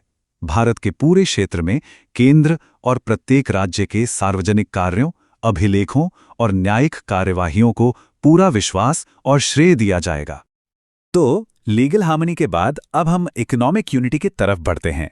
देखते हैं कि संविधान ने पूरे भारत को एक सिंगल इकोनॉमिक मार्केट बनाने के लिए क्या इंतजाम किए हैं। इसका फाउंडेशन है आर्टिकल 301। ये साफ साफ डिक्लेयर करता है कि पूरे भारत में व्यापार, कॉमर्स और आना जाना फ्री होगा। इसका मकसद है राज्यों के बीच की बॉर्डर बैरियर्स को तोड़ना और एक सिंगल बाजार बनाना जहां गुड्स और सर्विसेज आसानी से मूव कर सकें। लेकिन हाँ, ये आज़ादी एब्सोल्यूट नहीं है। जहां आर्टिकल 301 व्यापार की आज़ादी देता है, वही आर्टिकल 302 संसद को ये पावर भी देता है कि वो जनहित में इस पर कुछ रीजनेबल रिस्ट्रिक्शंस लगा सके। ये एक तरह का सेफ्टी वॉल्व है। हाँ, पर संसद आमतौर पर किसी एक राज्य को दूसरे पर तरजीह नहीं दे सकती। अब हम आते हैं उस कॉन्स्टिट्यूशनल बॉडी पर जो केंद्र और राज्यों के बीच कोऑर्डिनेशन के लिए सबसे बड़ा मंच है। ये है अंतर्राज्यीय परिषद यानी इंटरस्टेट काउंसिल, जिसका जिक्र आर्टिकल 263 में है। ये एक कॉन्स्टिट्यूशनल बॉडी है जिसे राष्ट्रपति राज्यों के बीच और सेंटर स्टेट्स के बीच कोऑर्डिनेशन को आसान बनाने के लिए एस्टैब्लिश कर सकते हैं। तो ये परिषद करती क्या है? इसे ऐसे समझिए, ये एक हाई लेवल मीटिंग की तरह है जहां राज्यों के बीच के झगड़ों पर सलाह दी जाती है, कॉमन मुद्दों पर चर्चा होती है और बेहतर तालमेल के लिए सजेशंस दिए जाते हैं। ये सिर्फ बातचीत के लिए नहीं, बल्कि समाधान निकालने का एक प्लेटफॉर्म है। अब नेशनल काउंसिल से हटकर हम उन स्टैट्यूटरी काउंसिल्स की ओर बढ़ते हैं जो रीजनल कोऑपरेशन के लिए बनाई गई हैं। यहाँ एक बहुत ही क्लियर फर्क है जिसे समझना जरूरी है। देखिए, इंटरस्टेट काउंसिल कॉन्स्टिट्यूशनल है, मतलब सीधे संविधान से पावर लेती है, जबकि जोनल काउंसिल्स स्टैट्यूटरी हैं, यानी उन्हें संसद के एक एक्ट, स्टेट्स रीऑर्गेनाइजेशन एक्ट 1956 से बनाया गया है। एक नेशनल फोरम है तो दूसरा रीजनल। इसी कानून के तहत देश को 5 बड़े जोन्स में बांटा गया। उत्तर में दिल्ली, केंद्र में प्रयागराज, पूर्व में कोलकाता, पश्चिम में मुंबई और दक्षिण में चेन्नई। इनके हेडक्वार्टर्स बनाए गए।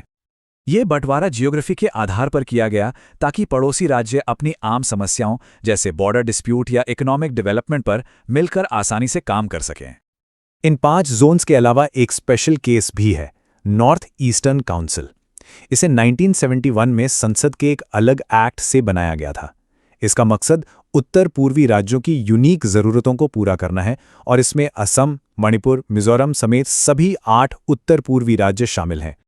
तो हमने उन प्रमुख कॉन्स्टिट्यूशनल और लीगल टूल्स को देख लिया है जो भारत के फेडरल ढांचे को एक साथ काम करने में मदद करते हैं। आखिर में ये सभी मैकेनिज्म्स एक इनविजिबल आर्किटेक्चर की तरह हैं। ये पर्दे के पीछे काम करते हैं और इन्हीं की वजह से भारत जैसा डाइवर्स राष्ट्र एक कोहेसिव यूनिट के रूप में फंक्शन कर पाता है। लेकिन ये हमें एक बहुत ज़रूरी सवाल पर लाकर छोड़ देता है। ये सारे टूल्स 70 साल से भी पहले डिज़ाइन किए गए थे। क्या ये 21वीं सदी के भारत की नई चुनौतियों जैसे क्लाइमेट चेंज, डिजिटल इकोनॉमी और बढ़ती रीजनल एस्पिरेशंस के लिए आज भी काफ़ी हैं? अगला चैप्टर है इमरजेंसी प्रोविजंस। अब ये एक ऐसा मैकेनिज्म है हमारे संविधान में जो देश को बहुत ही मुश्किल, मतलब एक्स्ट्रा ऑर्डिनरी सिचुएशन से बचाने के लिए बनाया गया है। तो चलिए ज़रा गहराई से समझते हैं कि ये है क्या। तो आज हम क्या क्या देखने वाले हैं? सबसे पहले तो ये जानेंगे कि भाई ये इमरजेंसी प्रोविजंस आखिर हैं क्या। फिर एक एक करके तीनों तरह की इमरजेंसी को समझेंगे। नेशनल इमरजेंसी जो आती है आर्टिकल 352 के तहत, प्रेसिडेंट्स रूल यानी आर्टिकल 356 और फाइनेंशियल इमरजेंसी जो है आर्टिकल 360। और हाँ, आखिर में इस बड़ी बहस पर भी बात करेंगे कि क्या हमारे संविधान में इनकी वाकई ज़रूरत है भी या नहीं। तो चलिए शुरू करते हैं सबसे पहले सवाल से। आखिर ये इमरजेंसी प्रोविजंस हैं क्या चीज़? और हाँ, आपने सुना होगा इन्हें कॉन्स्टिट्यूशन का सेफ्टी वॉल्व भी कहते हैं। पर क्यों? अच्छा, ये जानना भी ज़रूरी है कि ये सारे प्रोविजंस हमारे संविधान के पार्ट 18 में दिए गए हैं। बेसिकली ये एक ऐसा सिस्टम है जिसका मकसद है इंडिया की सॉवरेनिटी, यूनिटी, इंटेग्रिटी और सिक्योरिटी को हर हाल में बचाना। लेकिन सबसे कमाल की बात क्या है इसमें? ये कि जब हालात बहुत बिगड़ जाते हैं, मतलब एबनॉर्मल सिचुएशन आ जाती है, तो ये हमारे फेडरल स्ट्रक्चर को, मतलब जहां केंद्र और राज्यों के पास अपनी अपनी पावर होती है, उसे रातों रात एक यूनिटरी स्ट्रक्चर में बदल देता है। बिना किसी अमेंडमेंट के सारा कंट्रोल, सारी पावर सीधे सेंटर के हाथ में आ जाती है। ठीक है, तो अब बात करते हैं सबसे सीरियस वाली इमरजेंसी की, नेशनल इमरजेंसी। ये आती है आर्टिकल 352 के अंदर, और जैसा नाम से ही जाहिर है, ये तब लगाई जाती है जब पूरे देश की सिक्योरिटी पर कोई बहुत बड़ा खतरा मंडरा रहा हो। तो बस ये नंबर याद रखिएगा, आर्टिकल 352, यही है नेशनल इमरजेंसी का कॉन्स्टिट्यूशनल बेसिस। तो सवाल यह है कि इसे डिक्लेयर करने के ग्राउंड्स क्या हैं?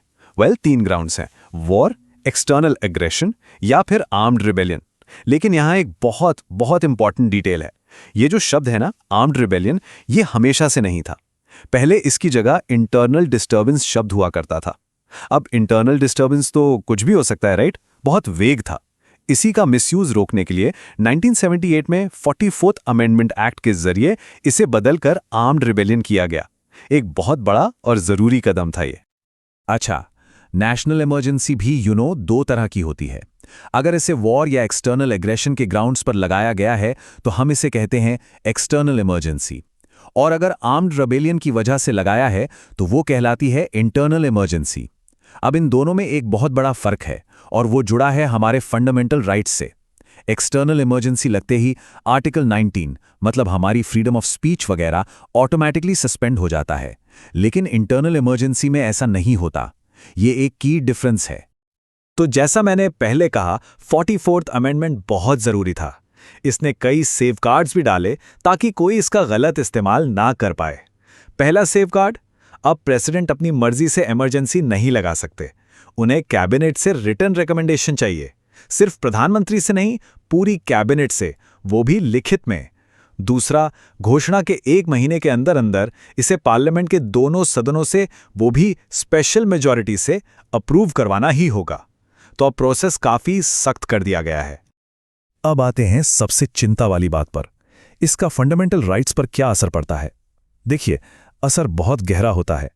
प्रेसिडेंट के पास ये पावर आ जाती है कि वो हमारे कोर्ट जाने के अधिकार को सस्पेंड कर दें।